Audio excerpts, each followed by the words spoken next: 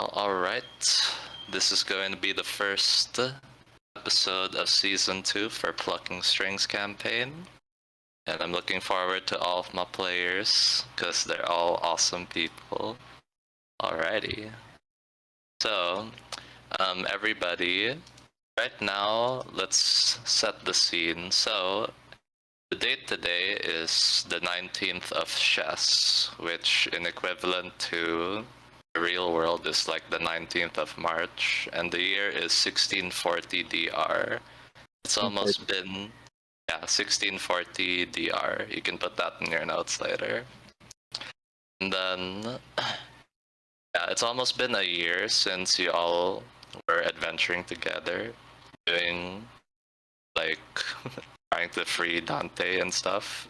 So Dante has had a chance to kind of like go through the process of what has happened to him. And while that was going on, Rico Bishop was able to search for his like family line in a way as the Red Knight. And several months after doing that endeavor, he was able to get married to, I haven't figured out the wife's name yet, or did I give you the wife's name already, Raffe? No, you did not tell me her name. Okay, we'll figure that out some other day. But there you go. And she's now 2 months pregnant by the day that this campaign starts. Yay. Yeah. In that amount of time, Fenrir, Cinnabar, and Fatal. I mean, maybe the three of you can describe what you would have been doing for a year of downtime, if you'd like.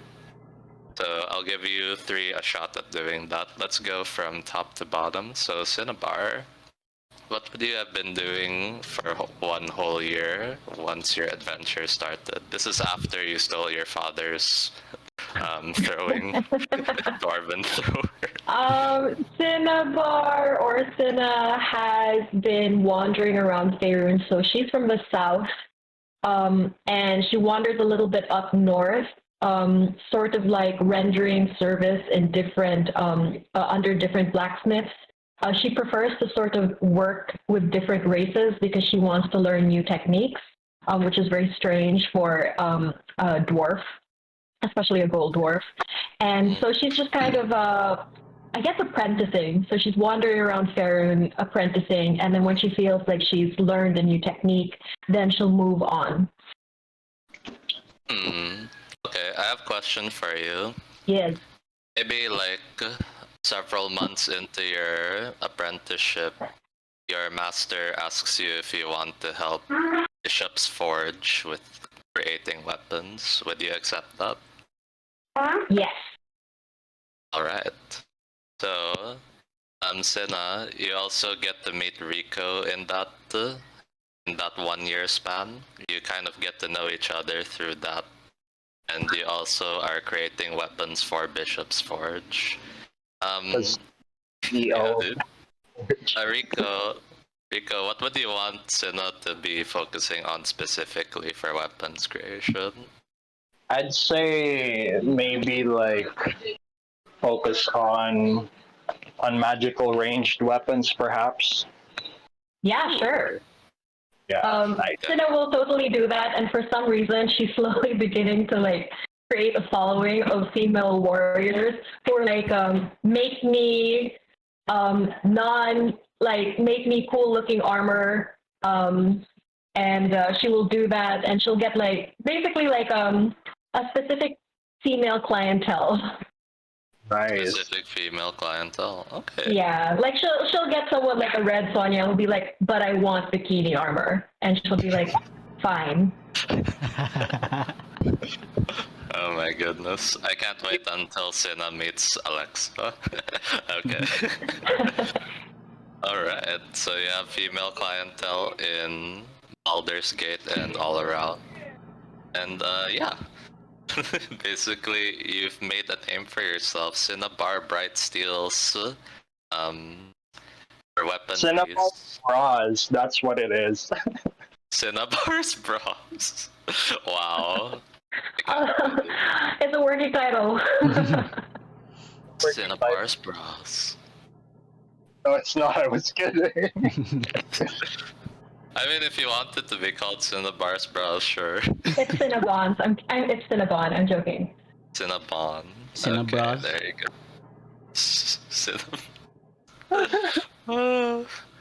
Work in progress for what to call the brand. And Yeah. Alright, thanks for that, Cinnabar. Fatal, what would you have been doing in that 1 year span, my dude? Hey, I think we talked about this in the session 0. Fatal would have met Rico because of the what do you call this? Because of our goal as the Order of the Gauntlet to find out more about the Red Knight, and just went adventuring with Dante and Rico for like a year. Okay, maybe throughout that year, like whenever there was a small adventure to do, you'd be with Dante and Rico. Yep, that would have been it. That would have been it mostly. Okay, what would you have wanted to know about Rico in that case? And Rico, what would you be willing to share with this fatal boy? Okay. Give me some questions so I know what to... Well, we can always start with everything. Like, where were you born, where you started, because it's all about discovering the Red Knight and how it gets started. That was the thing. I guess I'm gonna, if you ask me like general questions, I'm just gonna answer them as if, like, oh, Rico, I mean, I was born in Am, and like, I'm just gonna ask like questions relating to Rico instead of the Red Knight, because I'm just like, unless you're being so specific as well, Oh, okay. Well, I think technically the most important part is that how did you came into the discovery that you're the Red Knight? Do you want to tell him that story, dude? I mean, I can tell him like, oh, I had these memories, and I won't like tell exactly how I like, cause he asked how did I learn I was the Red Knight. I'll tell him like, oh, I'll tell him events of the campaign that I can tell so far, and I can tell like, oh, I always had like these disturbing memories before, and now I like during the first season, we were here, there, and then I found out. That's what I'm gonna share. What's a season? Like previous season? What is this? What is this? Season of spring. Okay, anyway, yeah. Yeah, well, that's like one of the things that like he would bother you with, and like asking more about like the Red Knight's personality. I mean, properties. What the fuck? Like personalities and stuff. Seeing him in battle, those sort of stuff that like I'm pretty sure the the Gauntlet would like to know more. But I would also have told you that yes, I am reporting back to the Order of the Gauntlet regarding this information. Like I'm not gonna like go around beating the bush telling you that no, I'm not part of the Order Gauntlet or lie about that. Like straightforward, I would have introduced myself as one of the agents of the Order of the Gauntlet, and we're interested in studying more about this new god that arrived.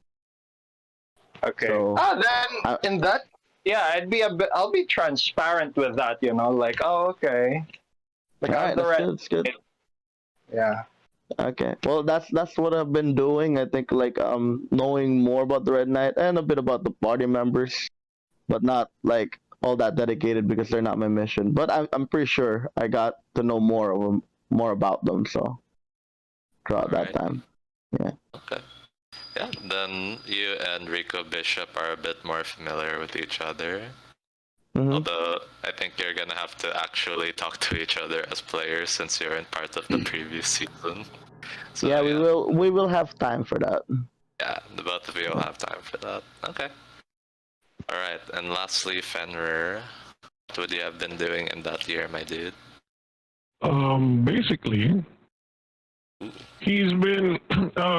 been hanging out with Alithari, right? Because I've been really curious about why I can't shift and why I'm stuck in the way I am.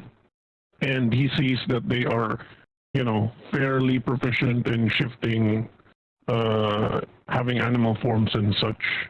And during that time, he's also been just acquiring artifacts for himself in order for him to become a bit more powerful.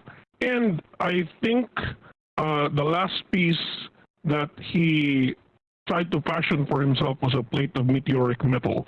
So I'm guessing he consulted with a forge master dwarf in order for him to learn how to do that for himself.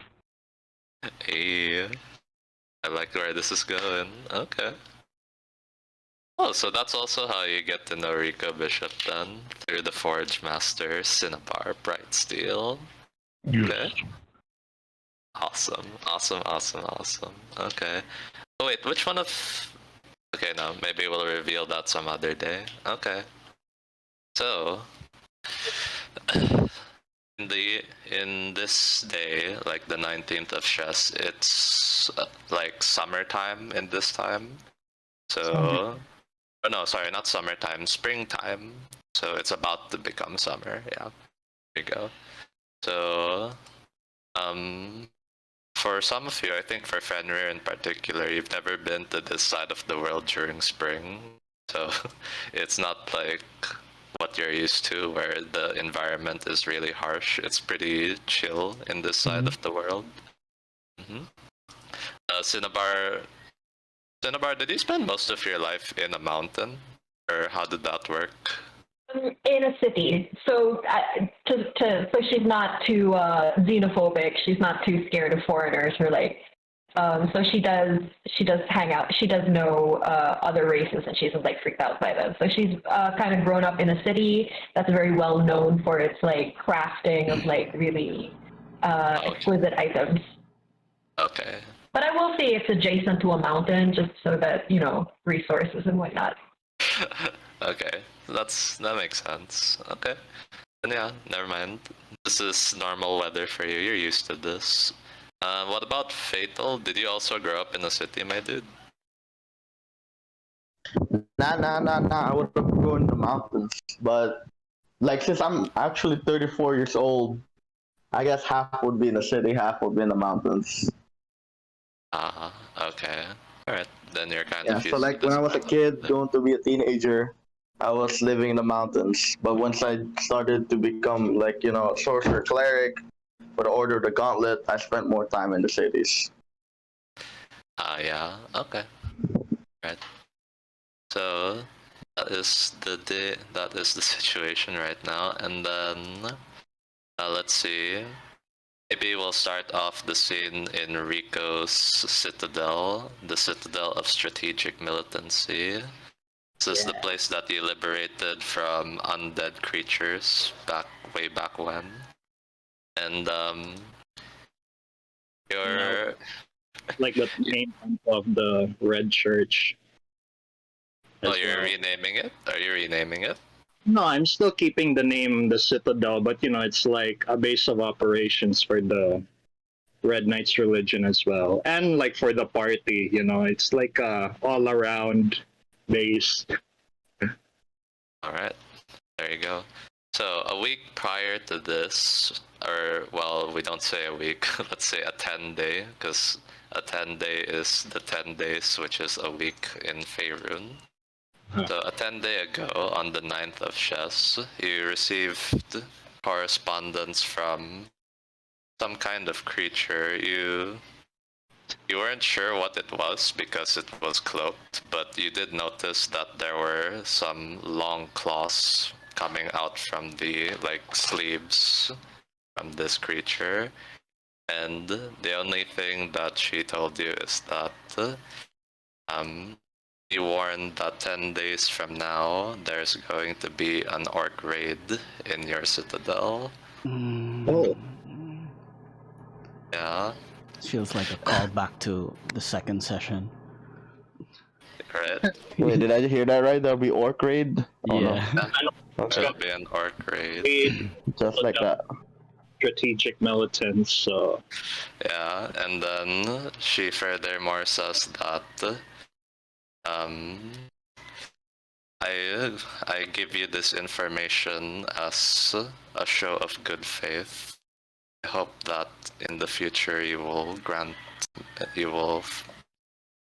what do you call this? You will Return the favor. You will look favorably upon a request that I have in the future. Mm. I get her name because I'm gonna ask her name and like who is she speaking for? You know, like so I know who I owe a favor to. She says that I'm a servant of Linc, and that's all she says before she disappears. Servant of Lethic? Linc. Let me put that in. Lethic. Let me put that in lore. Plucking strings.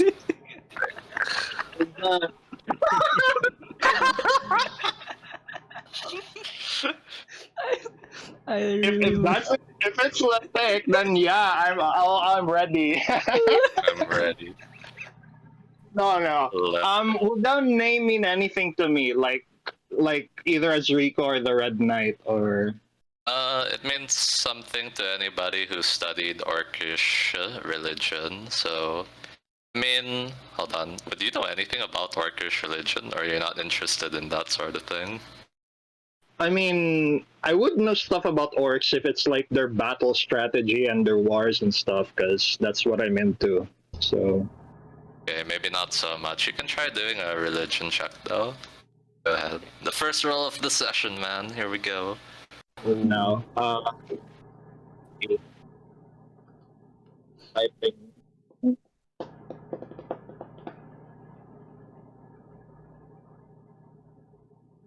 My religion, right? Yeah. Go ahead. Okay, this is a flat roll. Natural one. You're like Oh. you're exactly like in the conversations channel. Lethic? Who's that? So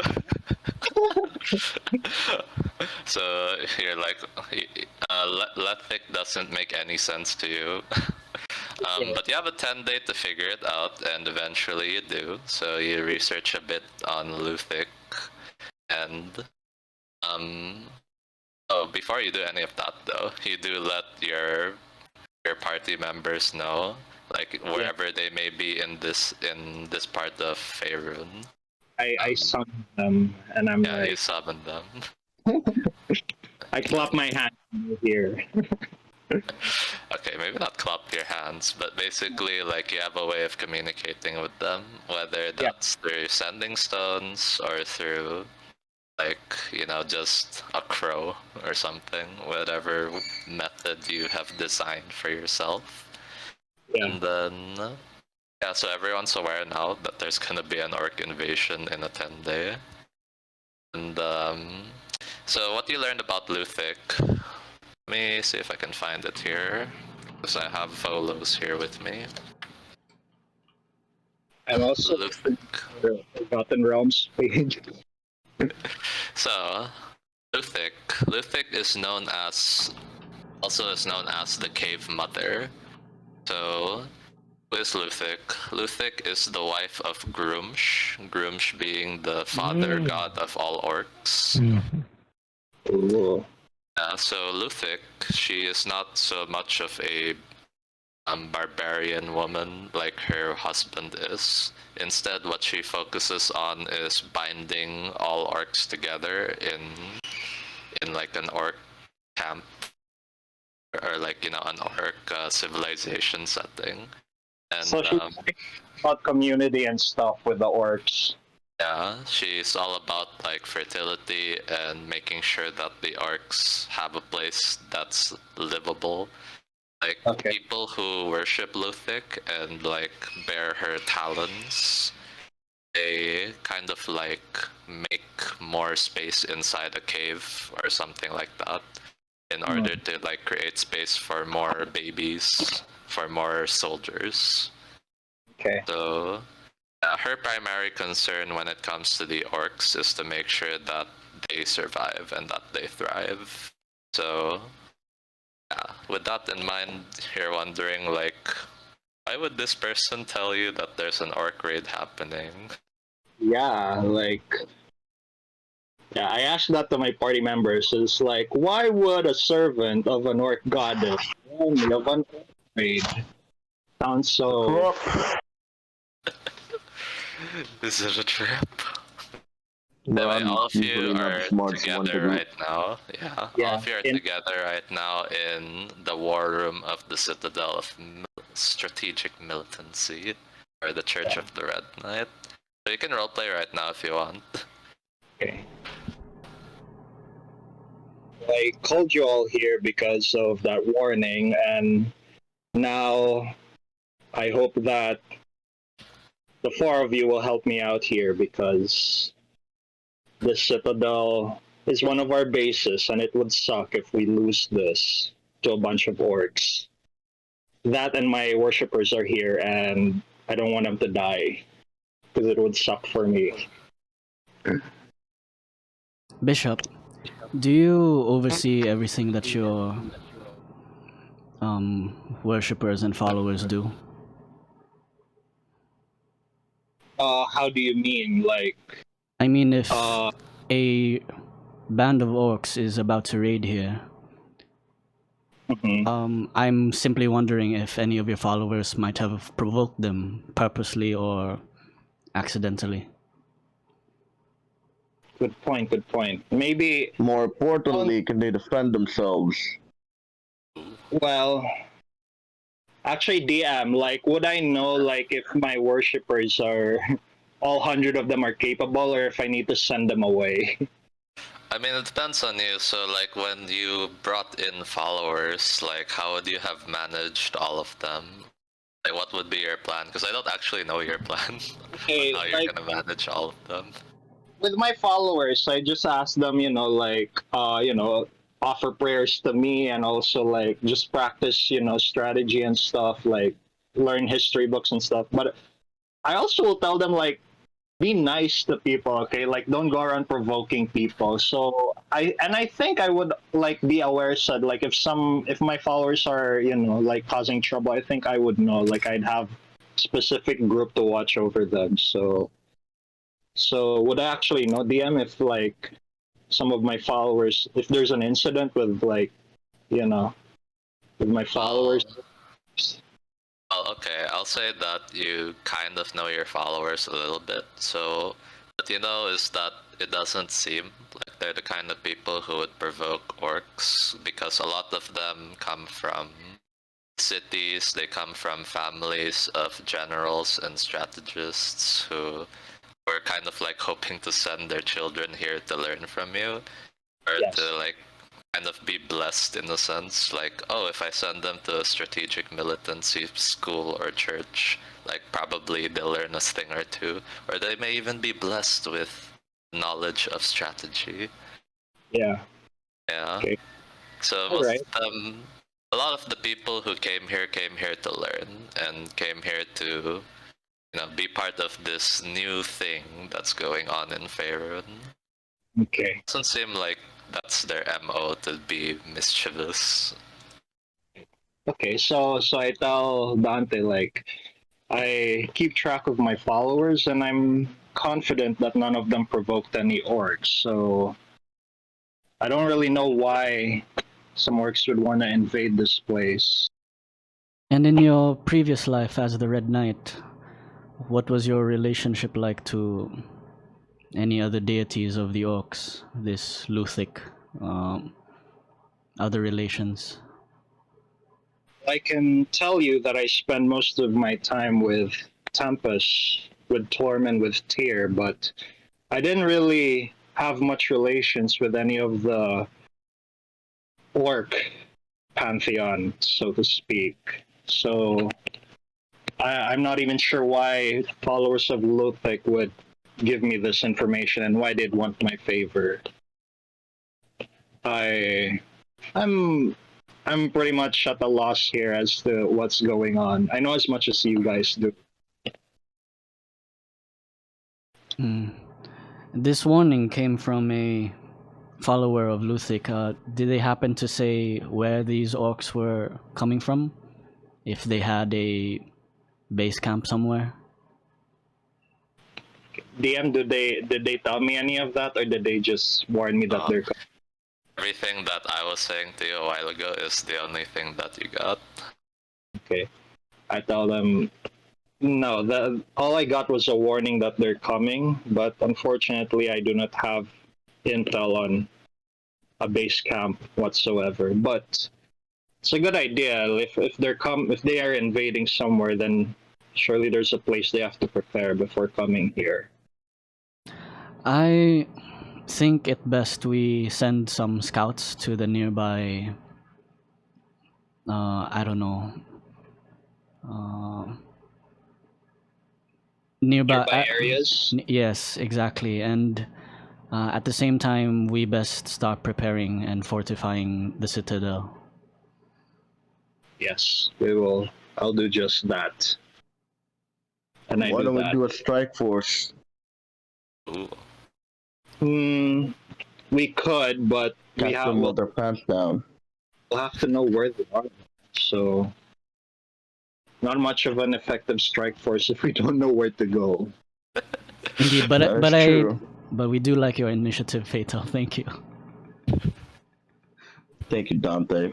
I am the smartest one. I am the smartest one in the group. Indeed. That is Sure. true. I don't have really smart, so I have 8 and it. Oh, it's okay, man. Sure. Can be smart sometimes. But too, yeah, don't worry. I'll stick with the strike force thingy if ever. But I think it's good to fortify the citadel at least. But the question is, how do we fortify it? Cinnabar's been tinkering with like a gauntlet this whole time, like a kid in class that doesn't listen. And then she pulls up her like work goggles because she's been wearing them, and then she speaks and she says, "Well, I can help with fortifications." Because she's got like a super southern accent because she's from the south. Oh, yeah. And then she says, I can use stone shape to like help fortify the city's walls and make some big ass stone spikes. Ooh. That's a good idea. You can try to change the terrain of the citadel to make it tricky for the attackers. You got it, boss. All right. Cinna, is it possible for you to also close off the other entrances and exits of the citadel? I think it best we try to funnel enemies into the citadel if ever they do manage to get in. We wouldn't want them coming from all sides. I'll do that first. I'll make sure that we will close off all the entrances and exits. So I'm worried if we do it too fast, maybe any supplies we might need, we'll have to be real creative about bringing them in.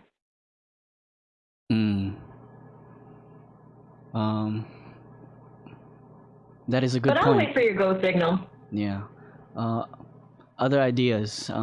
Fenrir? Well, I can say that I'm actually wondering how different these orcs are since they are followers of Lufik.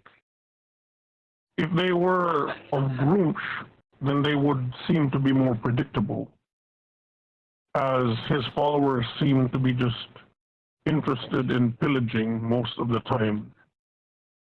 Such is the nature of the father of the orcs. That is why they are always, most of the time, at odds with elves. So I think we best be wary, because I don't necessarily feel like there is much to be known about these orcs. Indeed. Wait, Fenrir, how knowledgeable are you of orc culture? Well, I just know of Grumsh from the Lithari, because I've lived with them, and, you know, they are pretty religious as far as elves are concerned. You learned it from an elf community. Okay, hold on. I want you to roll a history check for this one so that you can be more well informed for this one. History. Go Fenrir. Oh, DM. So, Altar, like, Cinnabar City has actually survived an orc raid. So an orc horde. So would she have some knowledge about like their usual style of attack would be for like sieging a city? I see. Okay. Unfortunately, like Fenrir, you didn't really gain anything much from that history check. What you said a while ago is what you have. In Cinnabar's case, you had history with this then, yeah? Yes. I Roll- just looked it up. Roll history with advantage. I'll let you have Yay! that. How do you do it with advantage again? ADV. I think you type ADV. Yeah. Space ADV. Oh, 25! Nice. Natural 20! 25. Okay. Alright, so with the 25, you remember that battle really well. So how they do this is orc camps or orc warbands, they usually have all sorts of types of attackers. They have the followers of Luthic who have their long claws and healing abilities. They have like they have like this orc that looks like a really big bulbous looking thing that like if it explodes it will create acid around it. Yeah. If you've ever seen like Left 4 Dead, they're kind of like the boomer when they explode. So there's that. And then they have their normal orcs, the ones that you all are used to, the ones that just go in and attack things. And yeah, like it's all sorts of combatants going in and doing stuff. So that's the typical war band. But you're not sure what this war band might consist of, if it's a typical one or not. Cinna will say, I'm not really sure how orcs up north do their thing, but down south we've dealt with a few orc raids, and orcs are the sharpest axe on the shelf, but they're definitely the most destructive, if you catch my drift. So they're definitely varied, and they're bloodthirsty. I'm assuming it's the same. Orcs are all the same. And then she like shrugs. Oh, some orcs out there in the world. Not all of us. Not Yeah. all orcs. Just fantasy racism. Yep. Alright. So there you go. A little bit of insight there from Cinna. Alright. I mean, do you want to do more information gathering, everybody? Or do you want to start thinking about how you're gonna fortify this place? Dante would hit the books. That's so Dante. Yeah, Rico says fortifying now is a good idea. So while people are fortifying, Dante is like hitting the books to try to see if he missed anything. What will you be looking into specifically? Like any reasoning why orcs would want to attack the Red Church. So he'll start first with the religion books, relationships with the Red Knight. Like, I mean, although Rico did say that, Dante always likes to make sure. So he will go over those religion books and history books if there's anything. And then if that's done, he'll then proceed to books about orcs. I see. Books about orcs and the relationship between Red Knight and the Orc Pantheon. Like that's what you're gonna research on. Okay. Let's see. Do you be able to learn anything from that? And I don't think you learn anything useful. It's kind of like the same thing Mm. that scholars know. Like Red Knight and Grumsh will probably have had several scuffles in the past. That's just normal when you're a god of strategy and orcs like to kill everything. Mm. So there's that. And then specifically wanting to destroy the Red Knight's place, the only thing that you can think of based on all of the research you've done is that this might just be a case of them being ready to raid again, because Okay. you know that like when it gets to a certain population, that's when they feel confident enough to raid places. Okay. Yeah. In any of Dante's readings, would he be able to guess where orc parties will camp before they raid? Like how far away from their target? In forest or in caves? You know, those things. So Dante can narrow down where we might want to look if we're sending out scouts. Well, you do have one clue. If they have a follower of Luthic and they're the cave mother, and like, you know, they create more space inside caves to, you know, make more room for more soldiers, then I think, okay, maybe it's probably a mountain. Okay. Did you find anything, Dante? I did. The scouts we sent out, if they have not found anything yet, I believe we could focus our search in the nearby caves. Okay. They You can could. test sending with them, by the way. Like, Okay. your dudes, some of them know sending, so Nice. you can communicate to and fro in real time. I. Yeah. It is my understanding. DM. The scout. Oh, sorry. Sige, go on. Do Okay, go ahead. do we know that orcs raid because it's fun or because they have to, because they need food or supplies or whatever? Dante's trying to It's figure out if there's a way where we can just, you know, make a deal with them, like give them food or whatever to avoid a fight. Although very rarely deals with orcs happen, it does happen.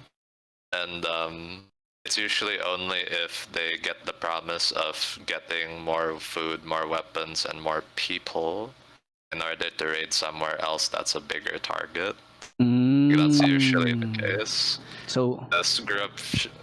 Okay, so from your readings, you know that Grumsh is this kind of god who thinks that all the other gods have slighted him in a way. So he feels like he is owed everything in the world. So even if And- we avoid a fight and avoid a raid in the citadel, they're only gonna raid somewhere else. Exactly, yeah. We have to stop them. Have to kill. They are pillagers. Yeah. Yeah, they are, because of their god, pillagers at heart. Okay. Yes. This is not allowed. Yes, I do not think we can stand for this. Yes. So do we send the scouts to find them in the caves, or do we go there ourselves and If spare them? I still would like to know where they are so we can prepare or know expect where they're coming from. And I'm not quite sure if we go there ourselves, as I know we are all formidable, I'm sure, but if they have the numbers for a raid like this, it would not be wise or intelligent to face them on our own. This is true. Okay. And then I tell the scouts, like, search the caves. Search the caves. Right. I guess you're gonna dedicate all of your scouts to searching the cave, or how do you want to divvy this up? And to give you kind of like a perspective, you have like a total of, let's say, 10 scouts. 10 scouts. Okay, I will send them like in groups of 3. But then the remaining one, one group will be like 4. I don't want to send anyone by themselves. So like 4 groups of 3 and 1 4-member group, and then have them like search the I'll make them search the cave areas that are kind of like near the citadel, you know, like caves that are quite like, you know, strategically, like the orcs would like, oh, this is the ideal place to hide in while we march to the citadel and attack, you know, not the obviously far away places, because that'd be silly not all the way that far. That's true. And then, let's see, what else? What info in particular else would you want them to gather? Because they know that you want to spot them, like, first and foremost, but they ask you questions like, do you also want us to figure out how many there are, if possible? Yes, how many people there, how many armies there are, if you can count them, that'd be great. And then what weapons do they have? Do they have like animals and like siege monsters and stuff? Alright. And Raf, from a mechanical perspective, the more info that you want them to gather, the more likely some won't be able to come back. Mm. Some won't come back, like they'll die retrieving this. Very likely that they will, because if you want to know numbers, you have to get closer. Oh shit. Okay, I'll tell them, like, get that information if you're comfortable and confident, you know, like, don't risk your life so easily. Aww, such a good master. Alright, okay. Alright, so they go ahead and do that. Let me see if I can... I'll make a roll for that, for your scouty boys. I get Scouty 3 boys. rolls. 3 rolls because you sent 3 groups. Here we go. I'll call my scout. Good luck, Scouty boy. Scouty boys. Ooh, okay, I'll take this 12 and add a modifier of 4 for the group of 4. So that's 16. 16 is not bad. Okay. They come back. 16. One group comes back because the others just like found nothing. They checked caves and saw absolutely nothing other than the things that they were looking for. The group of 4, however, Ooh. yeah, because clearly more brains are better. Yeah. In all sorts of ways. Okay, and then they figured out where they are. So you know that. Let me see if I can pull out the interactive. And I'll share my screen as well and share the link. Albert? So oh no, not Albert, like the interactive map. Do you remember that? Yes, The one, yes. the big map of Faerun. Yeah. Okay, I have to find Baldur's Gate. Okay, there you are.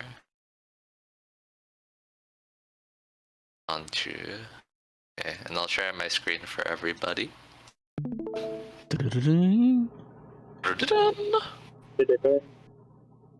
Alrighty. So, everyone knows that Baldur's Gate is really close to the citadel of strategic militancy, about like 40 miles-ish away from there, towards the northeast. So you don't really see any mountains around here. There might be like hills and stuff. There's not like large mountains like the Sword Mountains or the one near Larlock's Crypt. Mm. Yeah. However, there are like some small mountains near to the river, near the river Chionthar, where like there are possible caves there that could have been dug inside the river. So Yeah, your scouts have determined that they might be somewhere around here at the southeast, close to the river Chiantar. About that was like 40 a while ago, so this is 50, about 10 miles away. Mm, Yeah. okay. I'm also, I guess it's a given as well that the orcs won't come like from the direction of Baldur's Gate, so I will not like. But I'll still keep people watching in that direction. Okay, so it could be there. Okay, I asked my party members like, you think it's a good idea if? Oh wait, no, we confirmed, right? They're over there. Mhm. Or- Yeah, it is confirmed. So what your scouts reported is that they saw a like security team around there, like just surveying the area, making sure that nobody spots their like place essentially, or if they do spot their place, they would kill those people. But no, thankfully your scouts weren't spotted. Okay, And good. then they didn't feel more confident than that because security seemed tight. So yeah, like you can possibly infer from that that there might be quite a lot of them if they can afford to have security that wide, that spread out.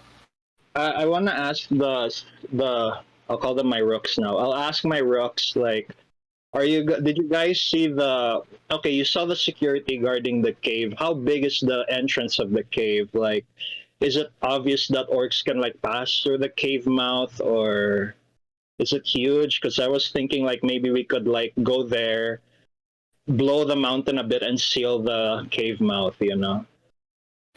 You madman. They say that, oh yeah, that's pretty big. Like, it looks like it could fit a giant. Oh, okay. So it's not very. It's not like large size where it's 10 feet high, 10 feet wide sort of scenario. It's pretty huge. I also And it's do not think that they came without any supply. So even if we managed to do something like that, they could hold themselves inside the caves for a while, or even dig their way out and open another area somewhere else. You're right.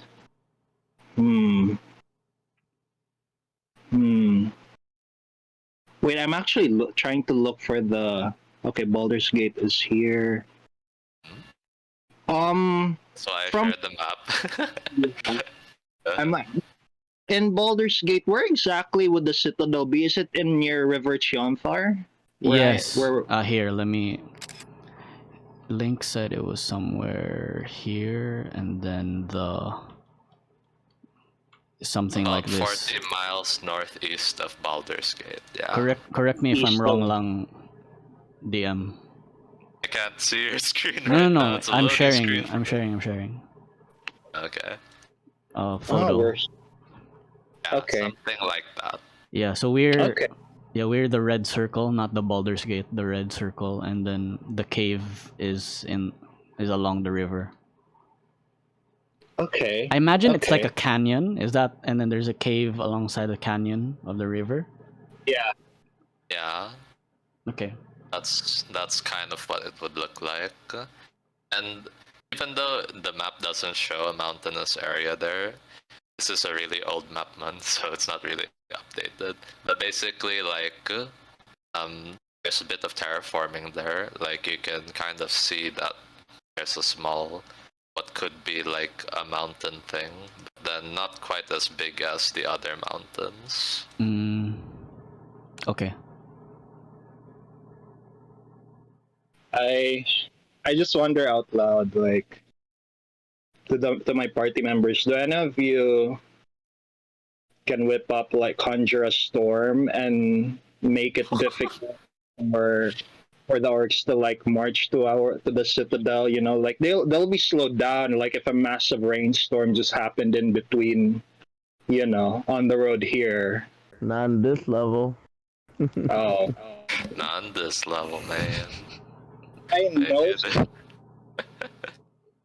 I know someone who could whip up a storm, but yeah, I know a celestial being who could control the weather. Oh my god, you wanna call your friend? Yeah, Okay, sure.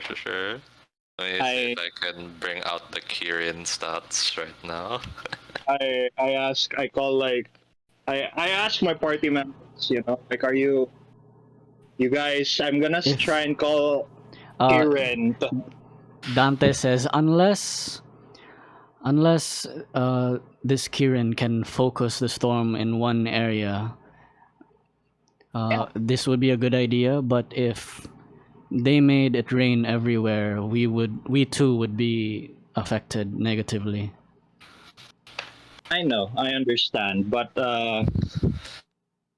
I from what I have known about Kirins, I believe that they can create weather in a controlled area. So I'll have him rain on that specific area instead of the citadel. Mm. That would it.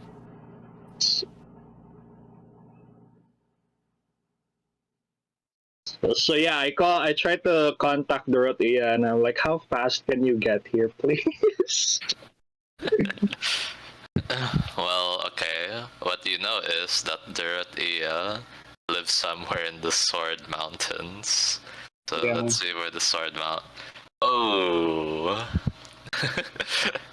Dorothea tells you I can't reach there in time. Let's see how far away is the Sword Mountains from here, cause that is far, dude. Holy crap. Yeah. I mean, if you're gonna ask him to like plane shift to one plane and then plane shift back there, it's possible, but he'll be kind of like low on spell slots if you ask him to do that. Yeah. I have another idea in case he's that far. I'm gonna. So he's far, right? He would be too far to like come over here if ever. Yeah, like the distance is several hundreds of miles. Okay. I'm gonna turn to Cinna over here, and I'm going to ask her a question. Cinna, are you there? Yeah. Okay. Question. Do you by any chance okay, like as a from player to player this time because I can't like roleplay this. How do you know the planner ally spell by any chance? Do you have access to that? I do have it. Okay. Okay, now I'm gonna ask the DM. Is it possible for Cinna to summon Dorothea real quick using the planner ally spell? Oh wait, Let me 1 check second. Let me Planner check. Ally Let me real check if I quick. have planner ally. Sorry, I know that I will. Did I prepare it? Let me check. Planar ally is 5th level, yeah? Yeah, I should have it. I know I have summon celestial. Uh-huh. Oh, sorry, not planar ally, planar binding. That's No, different. it's planner ally actually. That's the specific spell I'm Yeah, beseeching another Oh, it's world 6th week. level. It's Okay. 6th level, which I have you. I have a 6th level spell. I haven't prepared it, but yes, I have it. Sure, I'll say that the next day comes, and then you can do that. Why Yeah. not? Okay, you beseech an otherworldly entity for aid. The being must be known to you. Oh, okay. Celestial. Oh, okay. Yeah, you I could think ask.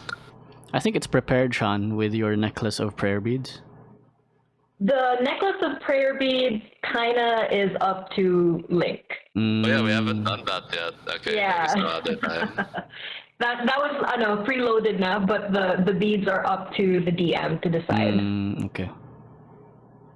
Okay, so this is gonna cost you money, because it says here you can ask the creature to perform a service in exchange for payment, but it isn't obliged to do so. The requested ask could be from... A sizable donation of gold or magic You items. must be able to communicate with the creature to bargain for its service. Payment can take a variety of forms. It's a rule of thumb measured in minutes, requires a payment worth of 100 GP per minute, and so on. I mean, Okay, he's your friend, so Yeah. like, yeah. Okay, casting time 10 minutes. So, okay, go ahead, Cinnabar. You can cast this. Although this basically means that you owe him a favor since you're summoning him like this. Yeah, I'll tell him. I owe him a favor in the future. Like, let me pay it for in Cinna's place. Yeah, Cinna will talk to the other worldly aide and the celestial aide, and then she'll say like, put it on my boss's tab. Put it on my good friend's tab. While all of this is happening, Fenrir just looks at everyone wide-eyed and says, "Ooh, Magic. magic."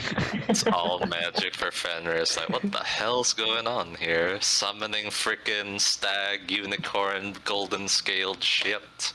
Cinna also offers, she's like, it isn't much, but I can ask a guardian of faith to guard the main entrances. That is, A short measure. yeah, that's an excellent idea. Goodness, dude, you're really making use of your Kirin ally. For those who don't know what the Kirin look like, it kind of looks like this, but instead of a unicorn horn, I get stag horns. Beautiful. The golden scales, hooves, everything. I mean, So these much. kind of look like dragon scales. It's like a goldfish horse hybrid. John, if you've ever done the Path of Bushido quest for the Light of Shiruno, that's the guy you fight. Oh, Really? Oh wow. Hey, thanks for putting the photo, my dude. mm. That is like some of Dorothea's other kin. Yeah. There you go. Oh, for the new players, this is how you spell it. Dorothea. There you go. Durot. So Dorothea answers Cinnabar's call because it's for the sake of the Red Knight who you are allies with. And then you're basically requesting Dorothea to like conjure a storm so that it slows them down, yeah? Oh. Okay, so you're waiting for them to come to you so that you Yeah. have home base territory. Okay. Yeah. I instruct Dorothea, like, I want the whole army to leave the mouth cave. Once you see them start leaving, start the blizzard, and hopefully the blizzard will will kill some of the orcs or slow them down. I mean, it'll probably do a bit of harm to them, not too much harm. Let me check control weather real quick. Does it actually do damage? I mean, I think they go by like the realism of the storm condition. I don't know. I mean, maybe it doesn't do harm, but it definitely will make it difficult terrain, that's for sure. Because for blizzard, they have like temperatures here, and if I tell Dorothea like make it stage 6, Arctic cold. Oh, wait. Temperature stage condition, Arctic cold, unbearable heat, and then wind, storm, and then torrential rain, driving hail, or blizzard. Oh, wow, dude, that's cruel. Do you want to do that? Yeah, maybe the torrential rain will do. Like Arctic cold, it will cause a scare at Baldur's Gate. Right? Okay, so just Arctic cold. Do you want it to be a stormy Arctic cold? I will say, yeah, make it like an Arctic cold.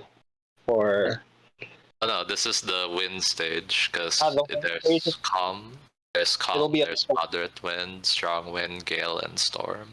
it will be storm. It will be like Baguio style. Oh shit. Okay, man. Okay. Sige. And then Cinnabar is going to be creating the entrance.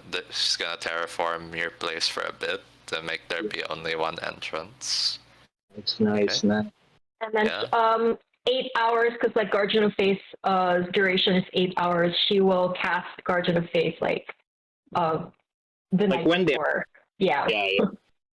Night before. Okay. That's a smart idea. Anyone else I wa- wants to do prep? I want to specify the one entrance that we have. It will be I like to picture that the entrance is like full of twists and corners, so the army has to, like go zigzagging towards the area, and then I don't know, we'll have Yeah. art. And Okay. single file. We'll have to file, yeah. We're just taking advantage Yeah, of I think we also want to terraform the outside of the citadel so no one goes around. So it's like a funnel on the outside of the citadel, funneling to the one entrance of the actual structure of the citadel. Yeah. Oh, by the way, Cinnabar, you do know one thing about orcs. One strategy of theirs is that instead of raiding a place that's impenetrable, they will surround the place and cut supply lines. That's also one thing they do. Okay. Cinnabar will relay this during the meeting, and she'll just mention that they cut supply lines. And she says, that's why I think we should just stock up as soon as we can. And I don't know if there's a sneaky way to bring in supply lines from underneath. Ooh, that's interesting. Any of us teleport all the way? Yeah, No, I don't think so. Dante has teleportation circle, but I think that's going to another existing teleportation circle. No, he can't make one open here and then have people come through it. Yeah, as far as you know, like there's no teleportation circle here yet. In the future, maybe. Okay. We'll have to stock up then. Okay. Have to stock up. Yeah, the other option is, and Dante says, the other option is to make us seem like we're not expecting them, so that we're inviting them in, and when they least expect it, we give them the jump. You mean we invite the orcs in and think that we're defenseless, but That's gonna require several deception rolls. yeah. That's a lot more risky, but it could also give us a lot of reward. Yeah, but I don't wanna risk I want them prepared, and some of them might crack under pressure if We can pick them off one by one before they get here. Before While they get everyone is discussing this, Fenrir just hypes himself up and shouts, "Just let them come!" Let them come. I want blood. Yeah, Fenrir, this is such an opportunity for you. You get to prove how much more powerful you are than everyone else.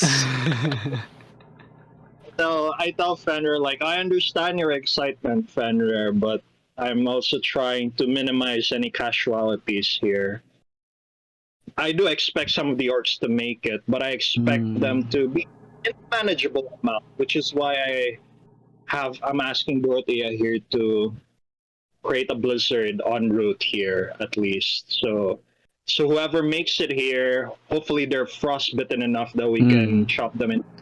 So we stick to the original plan, but also make sure that we are stocked up on supplies, and we just wait.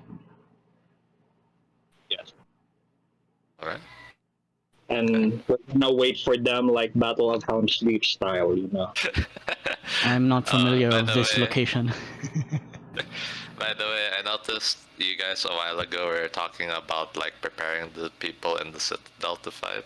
Yeah. So only some of them know how to fight. Like, Okay. Yeah. not even 20% of them know how to Yeah, fight. we do Most of a- these people are priests. Yeah, and we do a scholars. make a man out of you montage. A little bit, but Yeah. not too much. Best they can do is get guard stats. Okay. Why don't we evacuate those people who can't fight? Yeah, I told the rest of the followers, like, if you don't want to join, evacuate, go to Baldur's Yeah. Gate. Yeah. The acolytes Yeah, and the so- scholars. Yeah, that one you already did. But some firm believers in you have decided to stay. They will use whatever like priestly powers that they were able to gain through fellowship. Nice, nice. I tell them, I'll show you if I do. You say what now? I didn't hear I that. tell them, if you guys die, you will be in warrior's rest. You know, like I got you. I got you. There you go. Alright. So, any other prep? Anybody else? So, Cinnabar, you got your supplies. You made sure you could get as many as you could within the 10 days. And then, you terraform. You cast Guardian of Faith the night before. Anyone else want to cast their buffs like ahead of time, especially the 8-hour ones? Oh, wait. I'm gonna.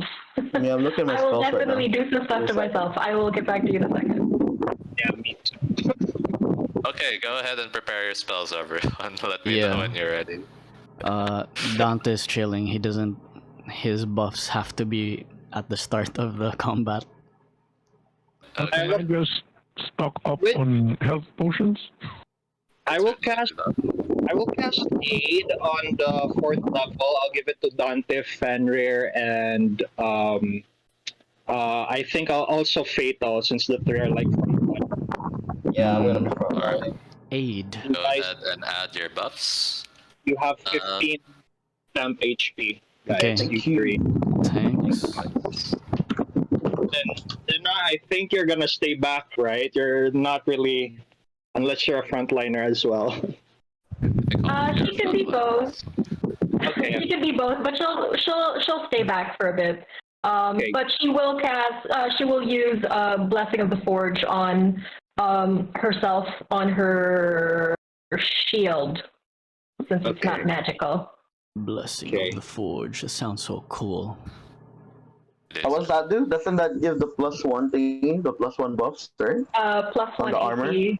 Yeah, on my shield. And she'll just pray and get the +1 for her AC.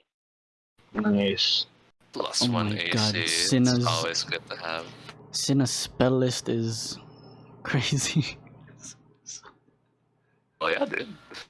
Forge cleric. What clerics?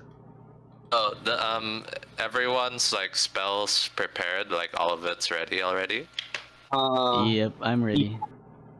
Yeah, I'm ready. All of it's lightning stuff, so can't really miss All of that. it's just lightning stuff. Alright. The coming hour, also like summon a celestial to help us. So yeah, In an hour, meaning like okay, like 30 minutes, or when they're there. I getcha. Yeah, Cinna will also conjure a celestial. She'll conjure a coatl. Once she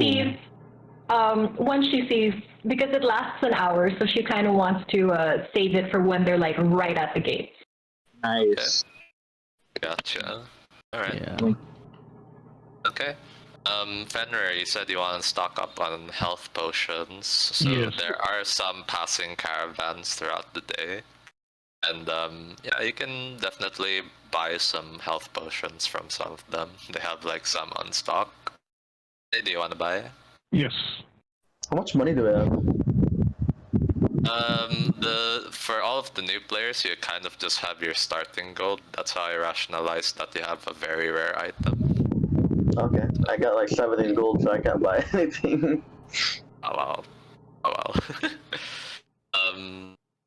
Fenrir, you can ask for gold from the other party members though, if you want to stock up on health potions. It's like 50 for each. Fenrir, I have something to give you actually. Ooh. Yes. What is it? I actually, a year ago, I came across this potion, and I believe you're the best one to. It'll be best used with you, and I give you this potion of giant strength. I give you a potion of giant strength that I have. Oh shit. Awesome. Yeah. Dude, Raffe really likes that. Thank Like, he you. really likes that potion. Actually, cancel summon celestial because it's a concentration spell, so I won't do that. But Cinna will walk up to Rico, and she's gonna say, "Boss, you be careful out there, all right?" And then she kind of like slaps him on the, because she's short. She'll just slap him on like his back, and then she'll cast Death Ward on you. Aww. You. She wants her amo to live. She wants her boss to live. Yeah. She wants the bossing to live because she doesn't get paid with the bossing. Yeah, she needs that coin. Needs that Need that coin, man. monies. I'm around. Also, Well, to me, it just proves that he's not God if he does die.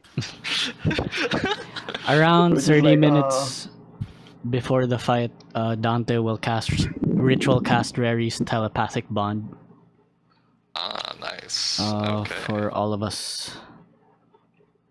Right. Is the potion of giant strength heal giant? The potion of giant strength. Do you remember, Raf? I remember saying this before. yeah, you weren't really specific. You said you'll decide on it later when you gave us this one. Oh, did I? Then I will say it's a potion of fire giant strength. Let's go with that. Ooh. It'll give you 25 strength upon consumption for a total of 1 hour. Let's go. You're gonna. Yeah, dude, you're gonna wreck the shit out of them. And, what about you, Dante? I have bracers of defense here. Do you want to use this, or are you Bracers of defense. You can't wear it because he's wearing armor. I have armor, yeah. Let's get down to business. Yeah. Let's go. Oh, yeah. good? Doesn't Fatal want the Pearl of Power as well? I can give that to him. Yeah, The what? The Pearl of Power. You said I you already have. wanted Yeah, that. you already gave it to me. You already gave it to me. You already gave me that. Thank you, though. Okay. And I think we're good. Alright. Okay, so everyone, time check. It's 11:01. Do y'all want to have your early lunch so that the rest of this will just be like straight whatever is gonna happen? The food Yeah. hasn't been prepared yet. There, yeah, the food isn't here yet, so I'm good for now. But yeah, Okay. I'm chill, yeah. If I get hungry, I'll just order and eat while we're playing. Oh wow, really? Mm. Okay, because we have like dedicated 1 hour break for people to eat and like water break and all that stuff. That's been factored into the session time. I'm okay right now. We can take a break later if, you know. yeah. Yeah, I'm Maybe good around right now, too. 11:45. Let's see if I know. Yeah, let's see if Okay. there's food by then. Let's see if there's food by then. Alright, I'll time check again at 11:45 then. But I will take a break for a bit because I need to go to the CR. So Okay. VRB. Okay. Whoa. Whoa. I'm gonna do that too. I'll be back. Let's get down to business. Yeah, in the city, you just hear it like pipe through the. We're all just singing that in the Citadel. Yeah, everyone's just saying, "Let's get down to business." Yeah. When it's not like the line of like the dark side of the moon, everyone just says it.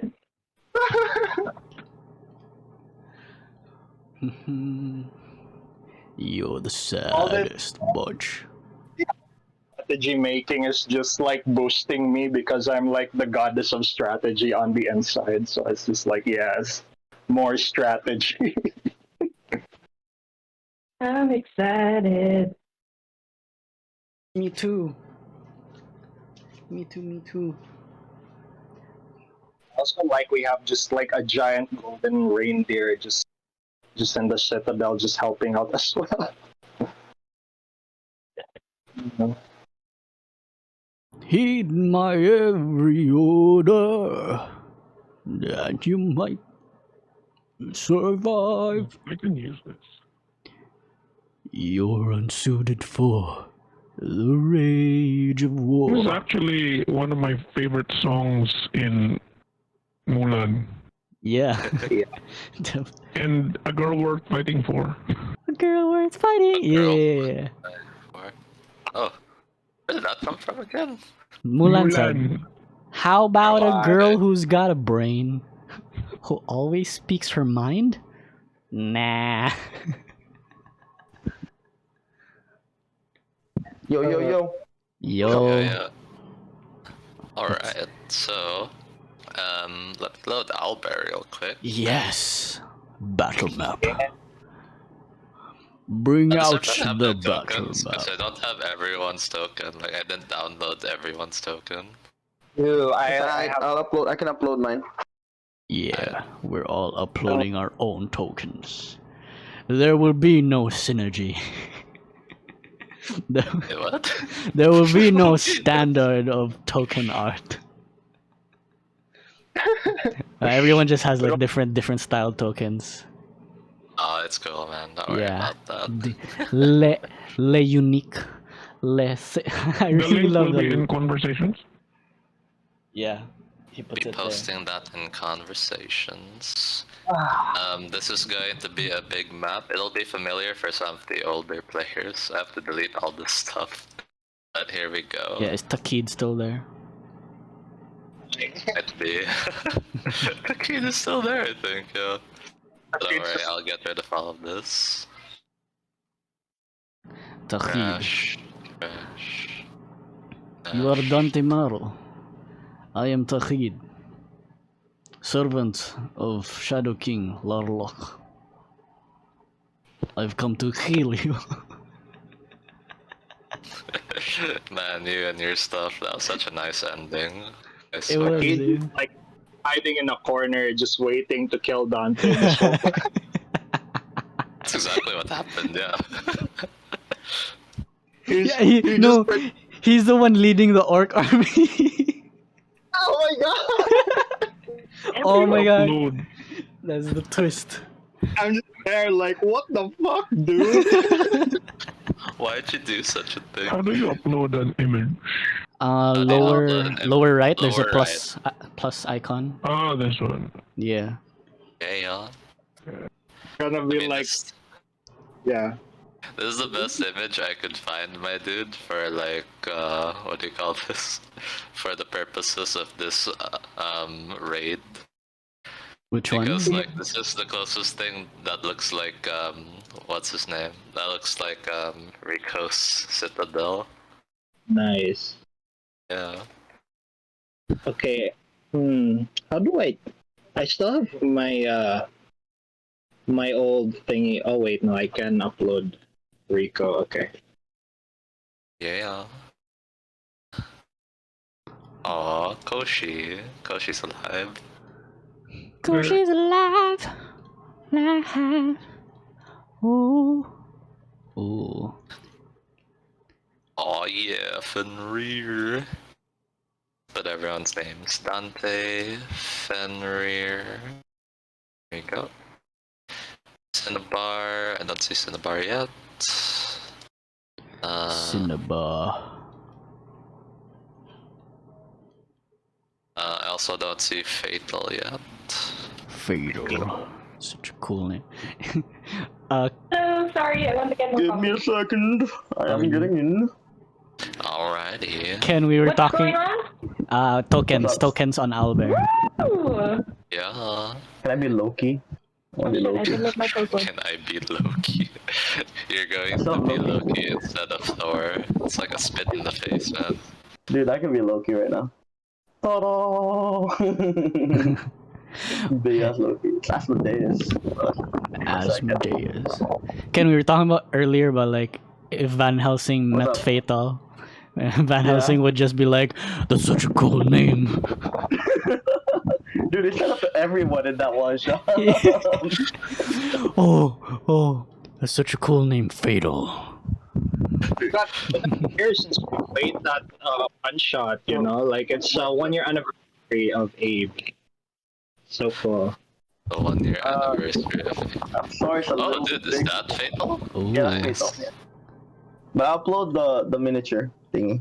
Plan to buy it, the miniature if ever. But this is expensive though. It is. Oh yeah, dude. It's like I got $44 in 3D Hero stuff. Forge. Yeah. 44? Oh, You're gonna God. buy it? Yeah. That's the painted one. I'm thinking about it. Take a Think screenshot. What are you about it. talking about? Yeah, no, give me a second, man. I But- mean, yeah. I don't support piracy. Or Oh. It's not piracy. I mean, I'm talking about a miniature. Ah, It's $44 plus $14 for shipping, I think. you're gonna have them print it. You're not just gonna buy the. Yeah, the colored one. I want Ah, to okay. color it. Okay. But I don't think I'm gonna do it. It's really expensive. Alright here. Like if Let's. yeah. Okay, and Let's then position yourselves however you like. So Cinna Bar, you've done a really good job. There's only one entrance and one exit. Nice. Good job. Yeah. So that's this area over here. You're gonna be funneling them. And then there are guards stationed up in the towers. I won't bother putting their icons, like I don't want to manage that. Hmm. But there you go. They're going to be doing their jobs, which is gonna be raining down arrows there. Also be taking cover. You've kind of like made fortifications there. Nice. How fortified it was before that. So, yeah. Alright. Will you all just be positioned right outside the door? Maybe a I bit think we should- forward. Yeah. Alright. So Then we have here a Guardian of Faith that I think Cinnabar wants to position somewhere. I think she wants to put it like right at the entrance because Yeah. I'll pop in a token for that. nice. let's Okay, maybe go. somewhere here. Like, do you want it to be like they walk through here and then surprise? Yeah, Slash. surprise, motherfucker. Bish. Bosh. That'd be such an unpleasant surprise. Like, I'm actually they come gonna put. I'm gonna put a second Guardian of Fate or just because I also. I'm Yeah. also forward. I'm far forward. Well, maybe not that. Oh, no, right here. We can see the orcs like outside already. see the orcs outside. Well, Guardian of Faith, they would have precasted that the night before, man. Kaya No, lasts 8 yeah. hours. Just asking so Not early I know. hours of the morning. In the wee hours of the We should funnel them. Like, we should, Yeah, that's the we should just plan. be standing here, you know, right here, Uh, or probably like right next to the gate so that we don't get shot by arrows. yeah. Yeah. Probably. I'll be here. Yeah. Dante's Yeah, gonna sure, be man. a little bit because Dante still needs to set up. Who's that fat mama? Why's there a fat Ooh, mama? there? mama. That is Cinnabar's Guardian of Faith. Oh, It looks yeah. Like her, Oh, her, like that's her, so cute. basically, her Guardian of Faith looks like her mom. Yeah. And then you can hear the Guardian of Faith. Why don't you call? Why don't Why you you fight? call me? What are you mother? Bearded dwarf. When you're going home, Cinnabar, your dad's been looking for you. Dad's looking for you. I don't know why Cinna has like a southern, southern and her mom accent? sounds like that, but Yeah. They're from New But the other part York. is that every time like an orc passes by, she's shouting, "Hey, watch where you walking." So she's just there. She's chilling. She's large, so That's so cute. It's so Guardian of Faith, do you like respond to Cinnabar?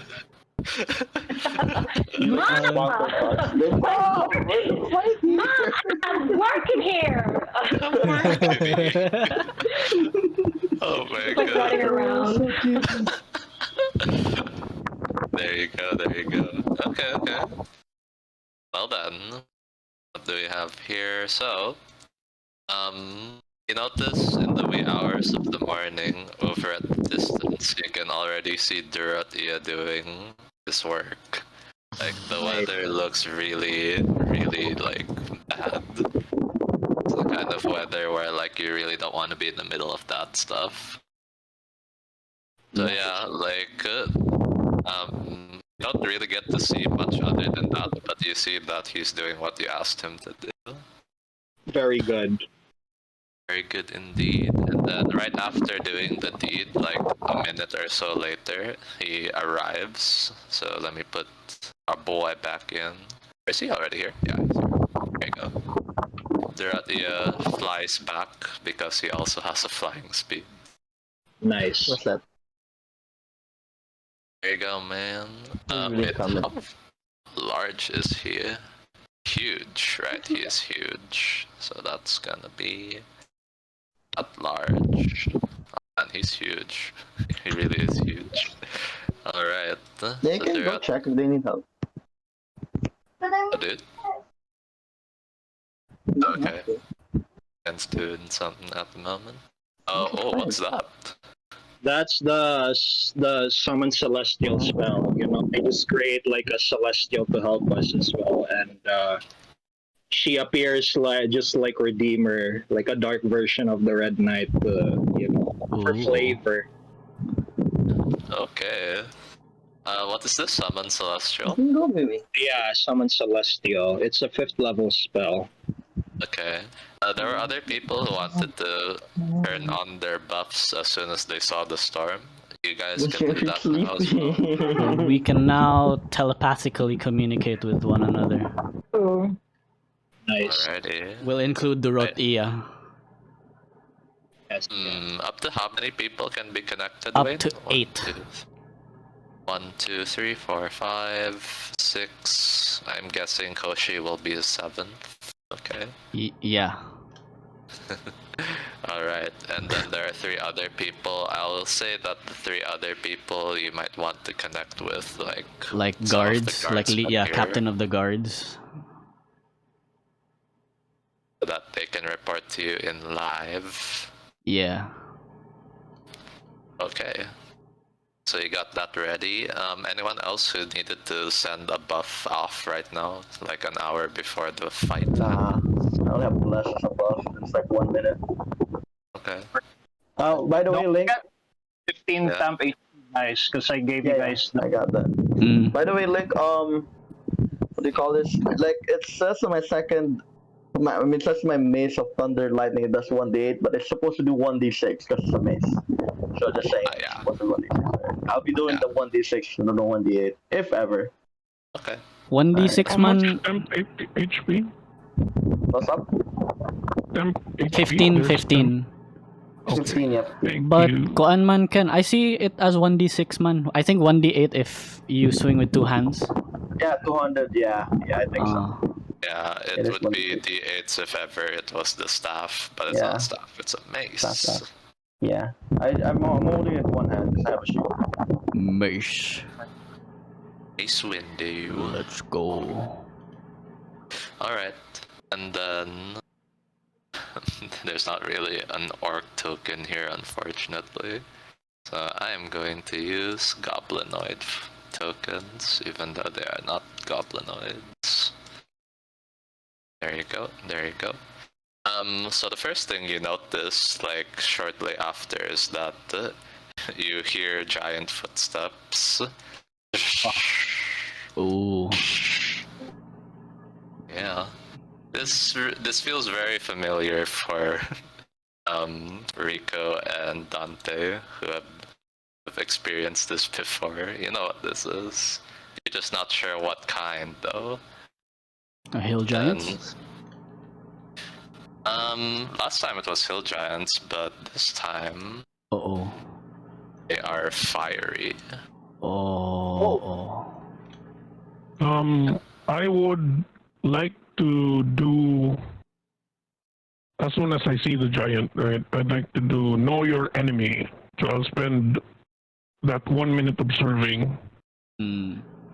so I can learn information about it. Battle master. Okay, you're a Battlemaster. Understood. So you want to know about fire giants. What do you want to know? Strength score and AC. Strength score and AC. So Yeah, their yeah. strength score Yeah. is 25. That Holy much I shit. know already. Wow. Okay. Yeah. Yeah. Armor class. Their armor class was like in the range of 17 or something. But I have They to are check. giants, right? Yeah, they are Yeah. giants. That's right. right. Did we get a dex number? Nope. He said Is AC it and strength? strength AC? only. Yeah. Yeah. Oh, dang. Last HP. And HP 162. Oh, okay. Okay. Yeah, no, that is well expected. Okay. Mm. That's That is well Thank you, expected. thank you. Let's go. Yeah, you can put that in trackers. I'll put a note here. So that is AC 18, HP 162. And the strength is 25. There you go. 3 pieces of information about How the long fire does it take? giant. Can't do that. Alrighty. Okay, so you got to know a bit about the fire giants, all of the important bits. So these are the guys that made it to the Citadel across the Arctic cold. Do they have siege attack? I don't remember. But that's pretty bad knowledge. But I feel like they do. They actually don't, my dude. I didn't have siege attack, okay. I mean, they are a siege weapon, though. I mean, yeah, they are a siege weapon in themselves. In a sense, yeah. Alrighty. Okay, so I need everyone to roll initiative. Let's go. Y'all ready? Let's do this. Y'all ready to die? By the way, this is kind of like the scenario that's going on right now. If anyone has watched One Piece, Yeah, how do I roll initiative, by the way? C C. space in it. Yeah. What was that? Be in it. Oh, See in so it? bad. Yeah. Yeah. yeah, see in it. There you go. I got it. Yeah. Nice. Ooh. Wow, Dante rolled high. Of course, Nice. DM, does Koshi go on my initiative or do I make for her side? you make for Koshi as well. Okay. Or sticking with it. Let me open her stat block again. There's someone that's keeping track of initiative. Yeah, can someone do that for me? Because I'll roll for my monsters then. Monsters. Dante. Roll the highest? Who wants to do it? No, I don't think. I got an 8. I Okay. think Dante goes first because he has 19. 8. Yeah, Dante got 19. Fenrir got 11. Rico got 7. I got 10. 10. Oh, 10. Okay, because you added. Okay, Rico got 10. Okay, I think someone's doing it now. And then Koshi is 1d20 plus 1. Koshi's 11. Dante is 19. Is someone... Is it on the map? Ah, there. Cool. Fenrir 11. What was Rico? 10. Okay. Thank you. There we go. Koshi Okay, also tiny- got 11. Okay. Is it okay, Fenrir, if Koshi goes before you? Because Yeah, yeah. para right after Dante said. Thanks. Alright. So you can coordinate. Yes. Okay, and then fire giants, they get 14. They're not that fast. Alright. So we have 2 enemy groups only, the orcs and the fire giants. Okay. Alright, so round 1 is the orcs question mark. So everybody, the orcs that you see, they don't look like an orc you've ever seen before. So, if you can see my monster manual, I'll cover the name. But like, this is what you're seeing right now. Oh, Yeah, mean looking orcs. yeah, it's a very mean-looking orc. You've never seen anything like this before, so you're wondering what the hell's happened to them. Is this some kind of orc we've never seen before? Is this how Lithic's orcs look like? What? Yeah, Cinna, thick you've orc. never seen orcs like this before either. Where did you show this in lore? No, he on the no, book. On the camera. shit. On the camera. You want to see it again, man? Here, Yeah. this is Let me what they see. look like. Ooh. Wow. Yeah, Spiky. very spiky. They're Thick. as metal as fatal. Thick orcs. Lithic. Lithic orcs. You now know. Now we know. Let's go. Oh shit, now I have to do that. Instead of orcs, it's lithic. Alright. Oh man, okay. Let's. Okay, so the Lethic orcs go first. Oh my god, we're actually saying that. Okay, so Slethic Orc is going 5, 10, 15, 20, 25, 30. It's gonna use a bonus action to dash, so 5. The 2 Guardian of Faiths may do their attacks, so... Oh wait, how does this work again? Do they make a dex save? You need to do a dex save for both of them. Mhm. Okay, what's the DC for both of you? I should write that down somewhere. You know, what's your spell DC? It's 12. Sorry, 17, sorry. Okay, mine is 17. And Rico's is, I'm assuming yours is also 17, my dude. mine is 15. 15. 15. Okay. There you go. DC 15 and 17. Your DC so low, I don't remember that. Okay. Yeah, my charisma is like +3, so you know, like. Ah, okay. Alright, I'll do for Rico's DC first. That's a pass, but he'll take half damage, so 10, I think. 10 radiant. 10 radiant for Rico, so 10 damage. Could be my damage tracker too, anybody willing. Then DC 17 for Big Mama. Like, Diba, Guardians of Faith, they go away after they Damage. deal how much? 60. 60 damage, they go away. Okay. Yeah. Oh, dude, they pass for Big Mama, Guardian of Faith too. Big Mom. Wow. Okay, and damage. And damage. Okay, 20. I don't know. So How the dare it. Guardians of Faith, like, they slash through this weird horned and spiky looking orc. And then it's like, it doesn't seem too phased by that, although it looked like it hurt. And then it's going to go after the first person it sees, which is Fatal.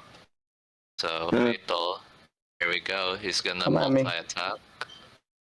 Come at me, bro. Roll all 3 attacks, because he's got 3. Yeah, just roll all of it. 3, 5, 3 plus 7. The highest is 12. I don't think any of this Yeah, hits. no. Yeah. So, Nah. so this orc creature tries with its great sword and its bite is gonna try to Fatal. attack you. Fatal whispers at him, "Are you even trying?" Oh shit! There you go, man. Okay. So that was that one's turn. 5, 10, 15. It'll also aggressive towards Fenrir. It's gonna roll 2 saving throws against Rico and Cinna's. Okay, that's a fail from Rico. He takes 20 damage. Nice. And that's Yeah. spicy. That's spicy, man. That fails for Cinna's as well. 40 damage. Oh, Ooh. Wow. so 15. So that one, on the other hand, it looked like its life got beaten out of it almost, but it's still standing. It looks like half the orc it used to be. Yeah, fun. Alright, and then it will do 3 attacks against Fenrir. Watch What out, is- Fenrir.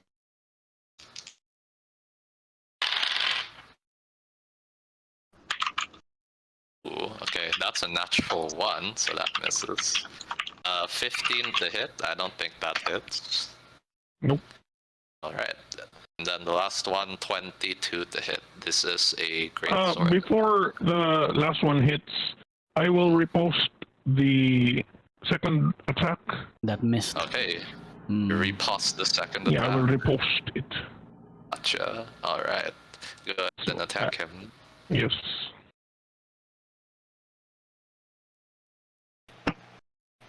$15 to hit. 15 to hit. That will hit. Yeah. You do. I will add the 1d10 to that. What the hell? Okay. 16 damage. That's sad, man. Oh, by the way, where did the D10 come from? That one's worse than Superiority die that I use Ah, for okay. repost. Okay. So the fire damage is gonna be halved. That's a total of Ooh, 9. resistant, nice. Yeah. Half of 9 is 4. So 4 plus 1 That's 5, and then plus 5 magical piercing, 10, and 1. So, okay, 11 damage total to this one. Okay.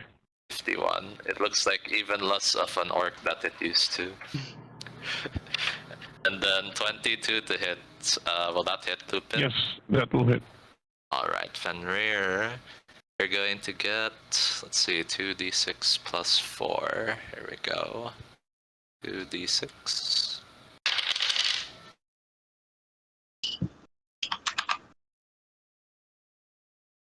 Yeah. Alright, and that's the end of its turn.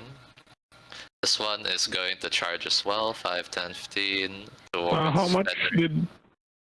how much damage did it do to me? Dealt 9 slashing. Okay. Yeah. Oh, Temp HP. yeah, you have temp HP by the way. Yes. Alright. This one going after Fatal, it's gonna try to resist Rico's, but it fails, so it takes. Rico, yours is about to disappear. I think it is already, right? It dealt 60 damage in total. Like, Oh yeah. Did it? Dealt 70 actually, but yeah, it disappears after this one then. yeah. Like, it doesn't have to, like, it lets out like 20 points worth of damage, but you know, like if you save the DC, then you get half of it. So it's essentially done. It did half to this first one, and then full to Yeah. this one, that's 30. So 10, 30, and then 20, 50 pa. Yeah, 50. Okay, Oh. okay. But yeah, it needs to do an overall damage right before it disappears. Not like It needs to do up to 60, 60. or it can go even to like 70 if ever it next one fails. And then Cinna, for yours, okay, it passes, so it only takes 10, 30. Oh, someone's tracking Cinna's, I think, no? This Okay, is 40 thanks for there. that. Okay, cool. And 30, okay. 3 attacks on Fatal again. Come on, guys. Does 18 hit you? 18? No. Nope. Oh man, his I think 25 hits you though. Not with a shield. Ooh, not with a shield. There's a shield. reaction. 25. Oh wow, dude, you have more than 25 AC. Geez. I Yeah, have 26. 26 with a shield. Crazy. Nice. Alright, so. And then it just whispers with back to that other guy. That didn't you learn from your friend? Oh shit. Alright. Know where to hit, wimp. Ooh. This one's gonna try against Fenrir, so here we go, Fenrir. Mo save pa. Does he save? Did he save already? Yeah. Okay, let me roll for that. Thanks Rico, for the yeah. reminder. Okay, first for Rico's, DC 15. That's a fail. So it takes 20 damage, Yeah. so your guardian disappears.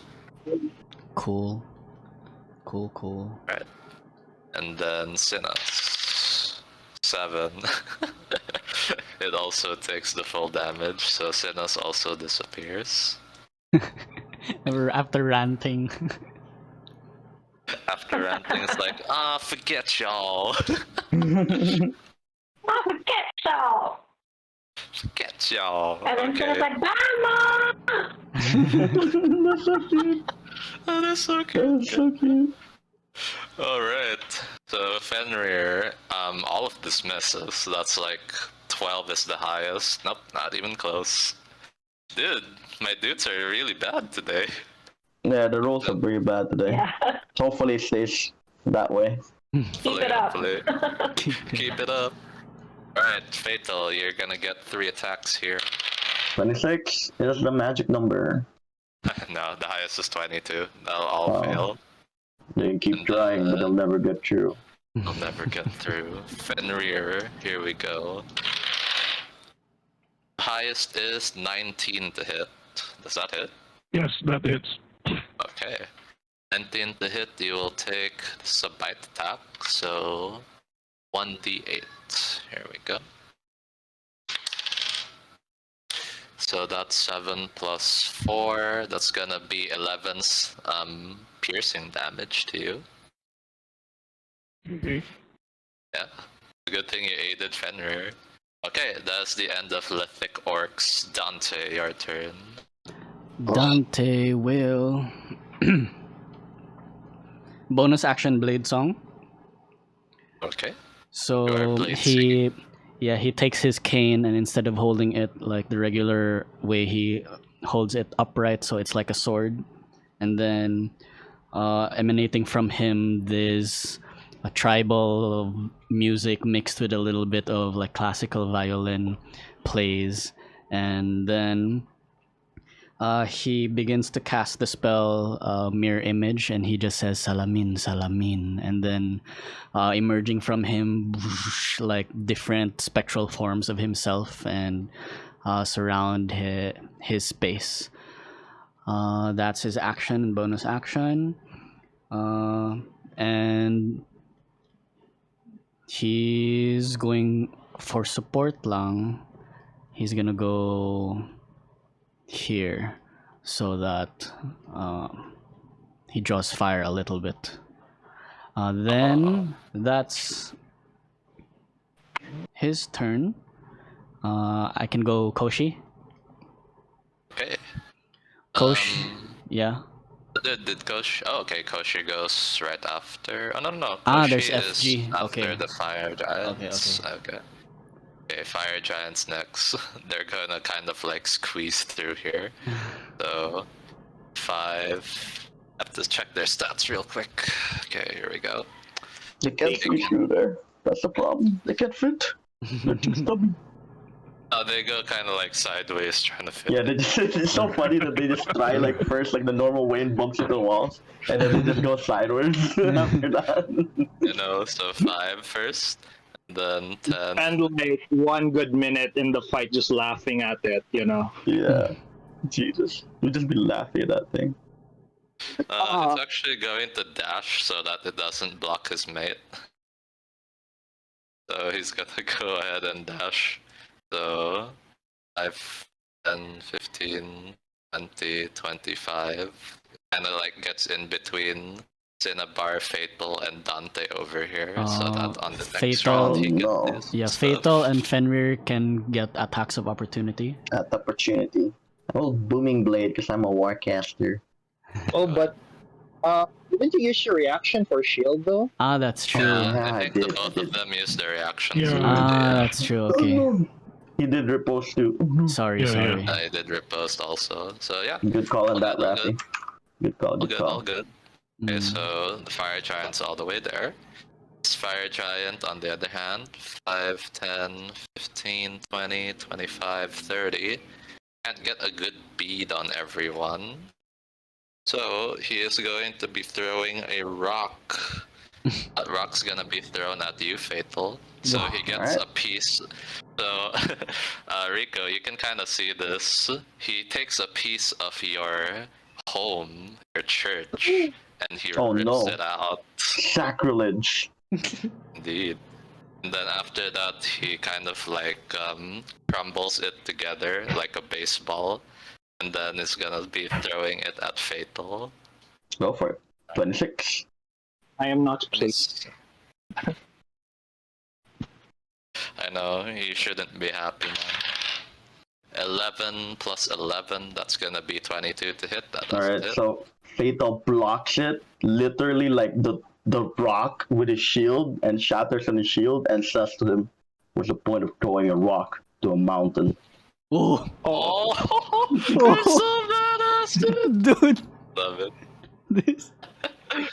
Oh my god. This shield with his like, cause the shield, it's like big as like a barn door. Yeah. Crazy. For that, I have to be more giving for this sort of thing. You have 2 inspirations now. Thank you. Yeah. I just have to man. remember to use it, because I probably forget.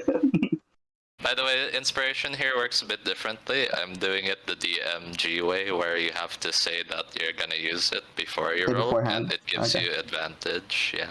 Thank you. Alright. I will keep that in mind. Keep note of that, everybody. Alright, so that is the fire giant's turns. Koshi, what do you do? Koshi comes around here, no attack of opportunity because of flyby.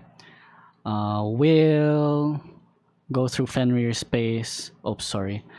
And then distract this orc, giving Fenrir advantage. And Alright, so then Fenrir has advantage. Koshi's gonna go. So she came 5, 10, 15, 20, 25, 30, 35, 40, like around here. Let me count that again. 5, 10, 15, 25. Yeah, there. Alrighty. Gotcha. Fenrir has advantage. Okay. And then, that's the end of Koshi's turn, I'm guessing. Fenrir, it's your turn. You get your reaction back too. Okay. Question. Can I switch my weapons on each hand? Switch, so you mean your Ice Blade will become your main hand? Yeah. Juggling, you know? I don't mind that, that's fine. Okay. So, since I have advantage on the first attack on the other orc, then I will attack that one. Alrighty. Cold damage is this one, yeah? Okay. Good for you, he's not resistant to that. Go ahead. Which one was that? 6. Okay, there you go. 25 to hit. Nice. 25 will indeed hit, and you do 15. a total of 15. 15 Alright. damage. Okay, no resistances to that. Good job. I think you have extra attack, yeah? Yes. Do it Second. again. 25 to hit, still 15 damage. Oh wow, dude. 30 damage just like that. Okay. Good job. And then for my third attack,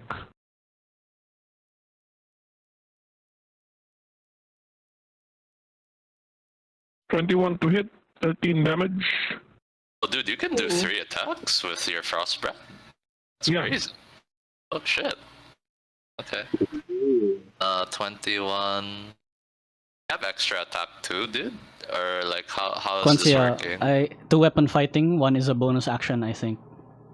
Wait, because I'm a level 11 fighter, so I have 3 attacks. So you are And level then 11 I have a fighter. fourth one for my bonus action. If I you get two you. weapon Okay. fighting, okay, cool. I get it. Okay, just making sure. Because I never saw your levels before, yep. So 13 total damage. That's So gonna it's be 15, 40. 15 plus 13, so 43. Crazy. And then I'm going to finish it off with my bonus action attack. Yeah. Go ahead. 21 to hit, 18 damage, but that's 6. Okay, 6 How? fire, Right. so minus 3, that'll be 15 damage. 15. It's not bad at all, dude.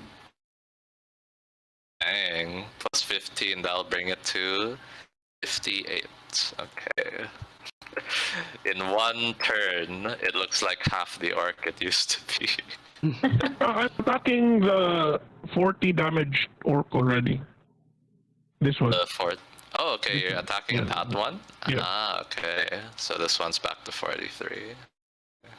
And then this one takes 15, so that's 65. Okay. Oh shit. Yeah, that one looks like in another good round like that, it's probably gonna go down. Mm-hmm. Is that the end of your turn? Yes, that is the Alright. end of my turn. Thank you. Alrighty. Time check, everyone. It's 11:43. Do you want to have lunch? Yeah, I think I will actually have lunch or food now. Okay. Yeah. Do you want to finish like the round, or we'll Yeah, we start? can finish the round. We can You wanna finish finish this the round. Yeah. Yeah. So that we don't finish the round. end up like, you know. What happened? It's Rico, Fatal, and Cinnabar. Okay. Next up is Rico. Rico, what do you do? Okay. For my main action, I will cast Tasha's Mind Whip on the Fire Giant one, the one right next to Cinnabar and Dante. Okay, so I have to make an intelligence save, yeah? 13, that fails. Fails. So I'm giving him 3d6 psychic damage, and you can't take reactions, and you need to either just move or do an action or a bonus action. So which of the three will you do on this fire giant's turn? Action. Okay, so action or bonus action only. Okay. Or movement, Or either. movement. Yeah. Or movement. Oh wow. So it can't even move and then do an action. Okay. Yeah. Right. Well, what's he gonna do? Do I have to declare it now? I'll say he'll do an action. Okay. No, just so we remember that he can only do an action. So Okay. Yeah. he takes 5 points of psychic damage from that. Alright, 5 points. And, Oh no. I have to refresh. Someone right there, 5 damage on him. Okay, you do 5 psychic damage. What else do you do? As a bonus action, I will quicken spell and cast Eldritch Blast on him. Okay. Eldritch I will- Blast. Eldritch Ditch. You can do it up to like 3 times now, I think. Wait, wrong typing. Hold on. It's 3d. Those are 2 natural 20. Nice. That is actually Raffe's rules. Not gonna lie. 8, 7. That's 15. Does that hit? No, right? 15 will not hit. You all know his AC is 18, So- so that won't hit. 2 are doubled, so it's what, 4d10? Yeah, 4d10 plus your... Do you have Agonizing Blast? No, I don't. Okay, so it's just 4d10. Okay, so what you guys see with this is as he, this is for flavoring. So since he is now ever since he realized he was the Red Knight, his spells are just like flavored now completely. So his Eldritch Blasts are shaped like red energy swords, and he just like conjures like 2 red swords in his hand and throws it so hard at the giant, and it gets Oh, shit. points of force damage. Yeah. That's good, my dude. 21 points of force damage, so 26 damage. Good job. And his movement, he will fly up in the air because he has wing boots, so he'll be like 30 feet off the ground. Okay, 30 feet in the air. Yeah, and that's the end of his turn. But then the celestial next to him it'll take its turn next. So Okay, go ahead. she will also fly 40 feet off the ground because that's her flying speed, and she's going to attack twice on the fire giant. So Okay, what are the attacks? her attack is in the description, it's a radiant bow. So she's essentially shooting a radiant bow, and it will do radiant damage. But I wanna flavor her as well. Instead of shooting a bow, she just throws like red energy swords as well. You really love that theme, huh? Go ahead. Like that's my branding. Okay, I'm gonna roll 2d20s and add +7. Two. You have to roll 11 each. Okay, so 1 attack hits. 1 attack hits, yeah. Yeah, go ahead. That will be 2d6 +7. So let's see what he gets. That's 12 points of radiant damage on this guy. 12 plus 7. Okay, no, that's already plus 7. Okay, 12. So that's gonna be 38. Gotcha. Right. And So that's the end. yeah, that's the end of our turns, and we flip off the fire giant from like 30 feet off the ground. There you go. The both of you flipping them off. Alright. Okay, so next up is Fatal. All right, well, are you it's a lot of going to do things, the but hopefully I fatal remember. blow? To whom? Who's fatally wounded? There's a lot actually. Yeah, I can see that, but I will just try to aim for the fire giant in the gate, hopefully hitting some of these goblin orc-like minions that doesn't look like orc for some reason. So, first of all, I will be doing lightning bolt. Nice. Level spell. Wait, And what level? 6th level. Oh Wow. shit! And I will be doing it in a line where I could damage at least one orc in front of me and the fire giant too. Is that possible, you think? You can do it for both. So this Right, for the one, boat, and then Yeah. fire giant too, right? Because I think I can hit the two, yeah. Alright, so I'll be doing that art. And I will use my destructive wrap where it will just do full damage. So that's So that 66 will points of be lightning. 11 times 6 then. So that's 66 points of lightning damage. But Do this you is a add- roll. You add half your sorcerer level as well. I remember you can do that. Yeah, too. no. That will deal 5 points of lightning damage to 10 feet of orcs around me. Oh my Nice. god. Yeah. These Okay, everyone so here. plus 5, you said? Yeah, just do first the lightning first, then we'll do the 5 later because we have to put one by one. Okay. So, So they have to do a 66. save, but technically, like if they fail, they take 66 points of lightning directly. If they succeed, it's 33. Understood. Okay. Let me roll for the fire giant first. He's not very dexterous. Hopefully, it fails. It's 17. Right. 15, that fails. Nice. And 66 then points of lightning. the orky chads, they're even less dexterous. 14, that will fail. Oh, nice. And 6 will also fail, so all of them fail. Nice. Nice. 66 damage plus 5 for him. Yep, plus 5 for those other two people, so 66 plus So 5. 71, that's 91 damage. Oof. Then Not looking good. 71 damage. This one will take 5, so 35. Mm-hmm. One will take 5 as well, 70. Mm-hmm. Nice. This one will take 5 as well, that's 56. Crazy. Then this one will take 5 as well, the fire giant. So that's Nice. 43. But wait, there's more. Because I think it's spell that, and I'm gonna booming blade. Oh, There's I'm gonna booming blade. That's 91 damage, guys. It's still standing, right?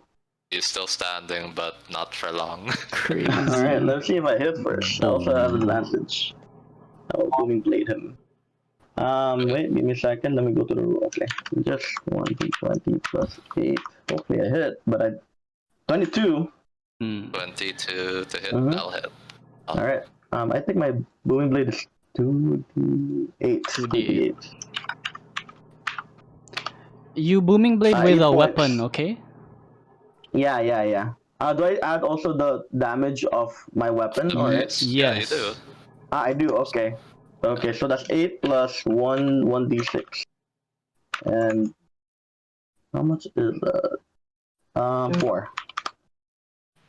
So 16 points of damage. That will be 8 bludgeoning and 8 points thunder.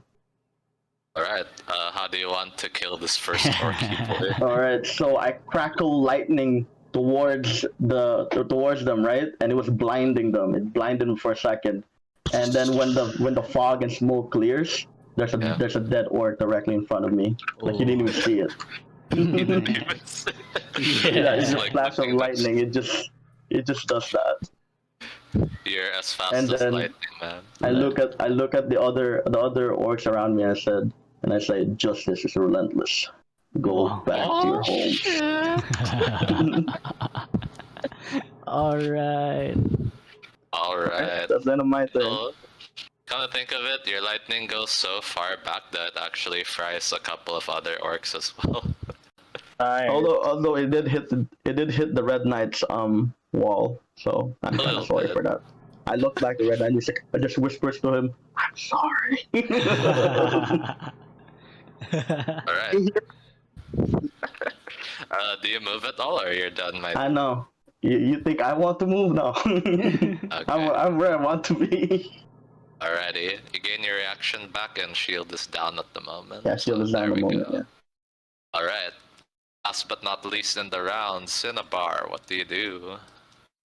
Cinnabar is going to use her bonus action to call on her spiritual weapon. So Yeah. I'll grab a token for it later, but right now it looks like this. Nice. And it is going to attack the fire giant. Alright, what level spell are you casting for this casting? For the, I'm just going to use the 3rd level for now, just because I want to save my energy. Alrighty. And then So 3rd level, it would still be doing 1d8 damage. You can Yeah. move away, by the way, because the giant has no reaction. oh yeah, yes, I will move away. There you go. I'll move here, but my thing is there. I'm just going to roll it na lang kay may tawagin mo walay thing. Yeah. There's no thing for that, yeah. Yeah. You have to make it yourself. Go ahead. D20 plus your spell attack mod. Yeah. Should be like plus 9 now. Yes. 23, that will hit. 1d8 plus 5. Awesome. And then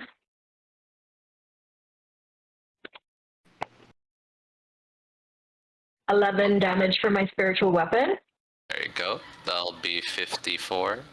And then for my action, I will take out my dwarven thrower and then use booming blade on it and divine strike on it. Oh. Okay.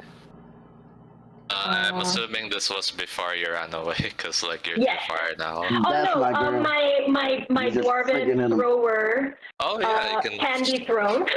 Got it. It can be thrown, and funnily enough, if the target is a giant, it gets 2d8 damage. Whoa. On top of your divine, what do you call this? On Divine. top of my The divine divine damage. strike. Yeah, that's additional radiant damage. God bless. I think. God bless, literally. Yeah. Yep. God bless you. So 30 to hit, and then 12 damage, and then my divine is 15. So 15 total, and then 2d8 for being a giant. there you go. 15, 20. Booming blade. Yeah, booming blade. Gosh. Don't forget So the boom another blade. 2d8. 2d8. No, 2d8. Crazy, you just dealt 5d8. Exactly. No, 6d8. Scary. It's 10, 30. Not bad. It just And that's my turn. Crazy. So, It's, good that's job, crazy. Star. 6d8 on that one. And she can keep doing that infinitely because it's just cantrips, right? And then just 3 attack. Oh my Yeah. god, that's so good, dude. That's so good. Tells me it was supposed to be a melee attack, but yeah. Go Yeah, ahead. I think. Yeah, Yeah. I think it is supposed to be melee because although the hammer has the thrown property, the spell needs to It's be a melee melee attack. attack. It's a Yeah. melee attack. Yeah. That's okay. Like he was near anyway, so it can be flavored that it was Yeah. thrown. Oh, that was so Yeah, cool. Like yeah. as she stepped away, she threw the hammer. Like. Yeah. Oh, that's so Oh cool. yes, so badass. All right. I guess I will eat first. And I'll be Yeah, everybody, this will be our lunch break. We can start. Um, Actually, One. we can start at like 12:57 again, or yeah. maybe a Sounds little good. earlier, One. if ever. Yeah.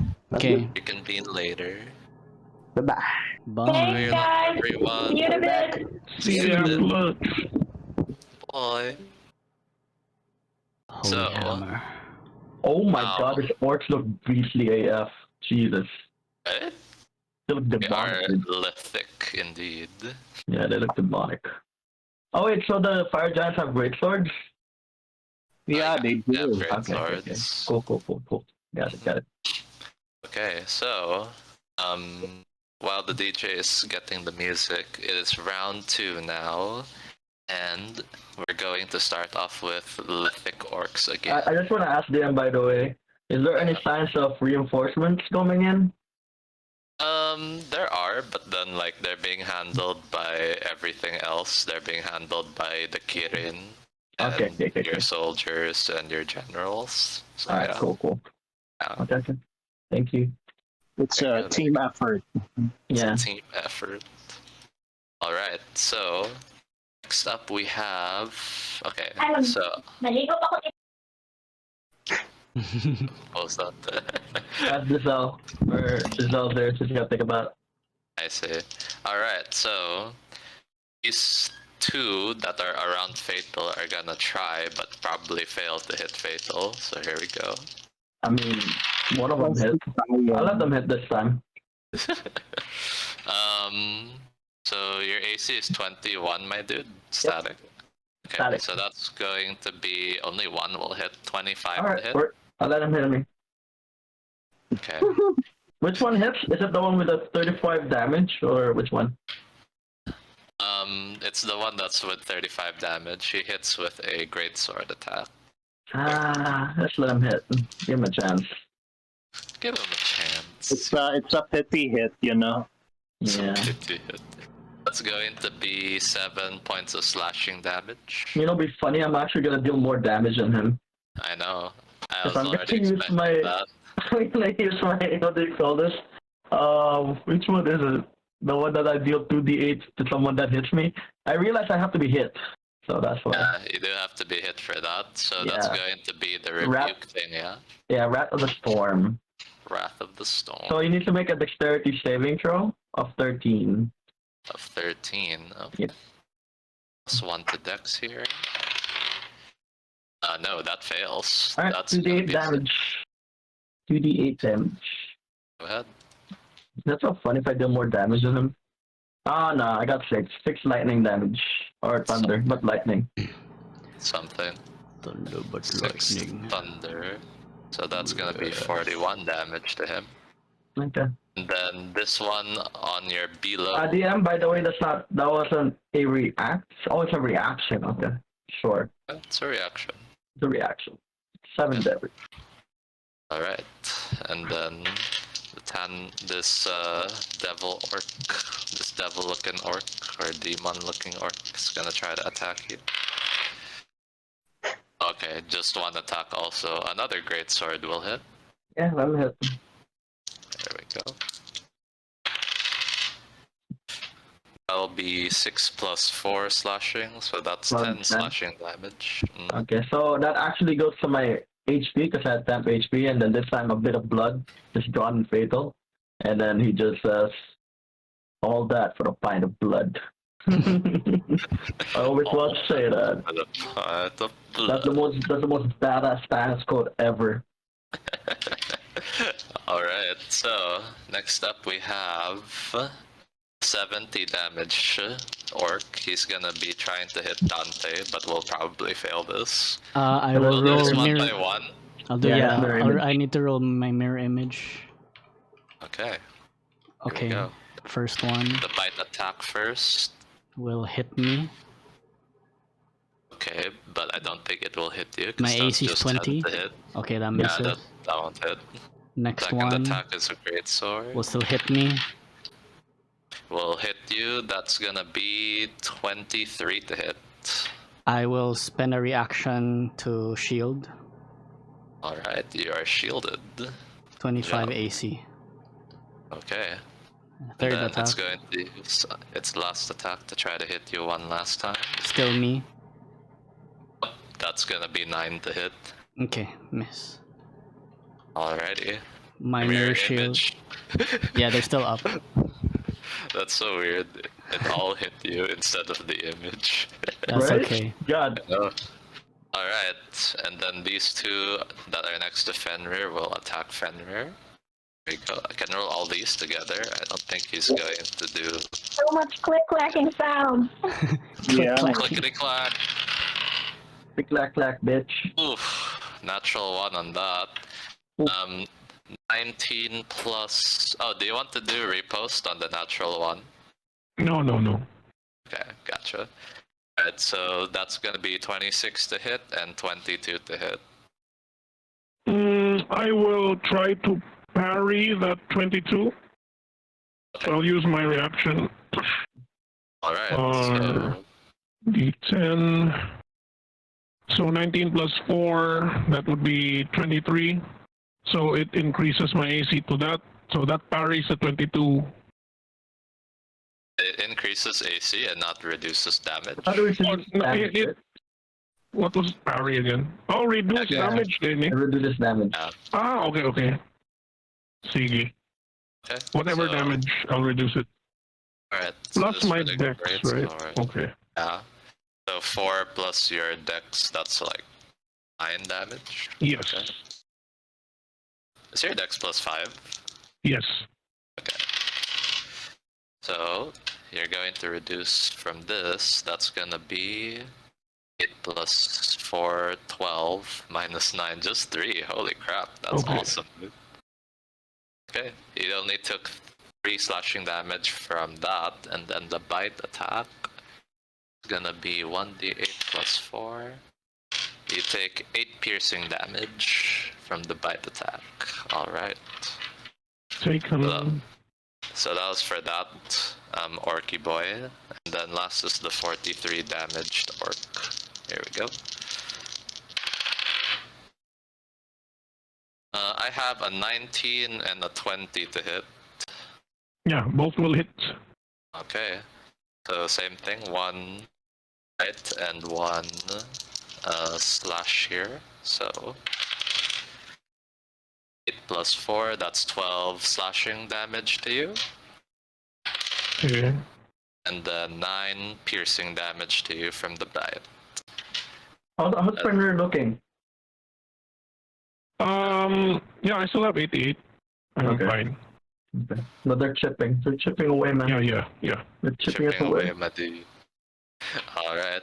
By the way, like, when you're discussing HP, like, I actually have, like, statuses for that. Like, there's injured okay. and so on. Where do we look for that?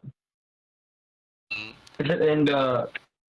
This in the Notion page, In but Notion. like, Okay. for I'll check it. simplicity's sake, injured is like, if you took at least a damage piece, or barely injured rather. Injured is when you're like half your life. Alright, Okay. I will Yeah. look that up. Thank you Yeah. for that. That'll be Let's great. use those terms for that. Okay, found it. Found it. You So can he share that is- with everyone, my dude. He's barely injured, so he's barely injured right now. I think so, yeah. Or I'm he just might copy be paste injured that. at this point. Yeah. Yeah, maybe. Okay, I so will that start with you is the end of the orcs' turns. They all did. This one's dead. Okay, Dante, your turn. Okay, I get my reaction back. Dante will try to speak to Dorothea and then we'll ask Dorothea, can you provide us some shade? You know, just in case he can. And then my action is I'm going to cast Blink. Ooh. Uh, Okay. And then that's my action to cast Blink. Bonus action, chill, and then I'm gonna blink. All right. Like the Rooney. Wait, hang on. Is that the end of turn? Let me see. Yeah, And do you have and to then roll your for turn. the first one? Yeah. Should have 10 Roll. above for you to blink. Yeah, roll it then at the end of each your turn for the Yes, it's I start this turn. Okay. Do it. Uh, So if you disappear. D20. I might as well do that now. You guys just see Dante disappear. All right. There you go. That is my second round. Yeah, 2 rounds to set up. Okay, so for Dante, I'll be doing the hidden token thing, so that Okay. we know that you're not Oh my there. god. Where did he go? Where'd he go? They can Alright, do that. That's so much fun. that's so nice, right? Yeah. And then that's the end of Dante's turn. The Mhm. fire giant goes next. He looks SC1. at where Dante used to be and doesn't see him. Like, oh? Are they idiots? They're idiots, right? Not idiots. They got like 10 oh, in. yeah, okay, yeah. So they're smarter He's than been me. mind slivered, so he's not in it at the moment. Yeah, it's 100% right now. He can only take an action, the first fire giant, so Yes. So Fire Giant 1. He's He has going range, to I look think. at Fatal. Yeah, And it's with range. his 10 feet of reach, he's going to be attacking with both of his great sword attacks. Alright. Oof. I have no reaction. Yes, you have no reactions for this. JK, no kidding. I don't have reaction. The lowest is 15 to hit. I don't think that hits, but a 25 to hit, I think will hit. That hits, yeah. Let him hit. Alright. I'm gonna need more dice for this. There we go. Yeah. Because it does fire damage, I think. Okay, here we go. Oh no, that fell. I'll get that later. Okay, we have here not much slashing. Okay. Do you have to do any saves for this or nah? It's an attack, my dude. There's no Okay. save for this. I mean, like, maybe poison or I don't know. no, I don't know what it is. no need for that. Got it. Okay, so that is going to be 30 slashing damage for Alright. that hit. 30. Taken. 30 slashing That damage. slashes me in my back. Yeah. And Fatal gets out a grunt of pain, but stands tall. Alright, and that is his action, and that's the only thing he can do. Does the Mind Sliver end now, Raffe? Hold on, let me double check. I believe it does. Okay. Yeah, until the end of its next turn. So, yeah. So now That's that what his it's turn has ended, he is no longer Mind Slivered. I'll remove this note now then. He's not mind whipped anymore. Alright. That's the end of that Fire Giant's turn. This Fire Giant, being attacked by Fatal, he's going to try to fatally wound you. Okay. Here we go. Hit me up. Will indeed try. Oh my Fail. god. No, they hate me. Here we go. You Kentucky Fried Chicken, one of the dudes, man. That is Could have been true. buddies. That is true. Okay, only one will hit again, because Alright. 13 is the lowest. Get it. 28 to hit, and another this much damage. Gonna need a lot of dice for this. It's a good thing now that Judge bought me so many sets of dice. Yeah, when you're rolling that many dice. Okay. Oof, that was a lot. Okay, that's a 10. So that's 27. Another 30 slashing damage to you. 30. Okay. Not Okay. one got him, but it's still standing. But 2 big slashes on his back now, as his cloak has been shattered a bit. I mean, not shattered, but like really Ripped roughed up, and blood dripping out. He's now badly injured. Oh, you're badly injured? Yeah. Dang. Oh okay. no! Uh-oh. Hang in worry there. about Stand tall. Wait until I'm the I can handle actual friend. Alright. Siggy. That was not a terrible turn for the Fire Giants. Next No, up is certainly. Koshi. Certainly not. Koshi is Koshi. going to... hang on while I put a token for Dante. This will be his ethereal form token. Just so I can see. That's real. Yeah, so that he can see it. Yeah. So Okay.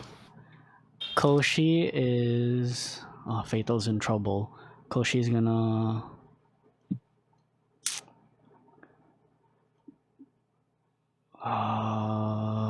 when's Fatal's next turn? You did say don't worry, friend. Stand tall. Okay, so 5, 10. Oh, that's like kind of like a sign. Just take him down. Yeah, Dante's just gonna.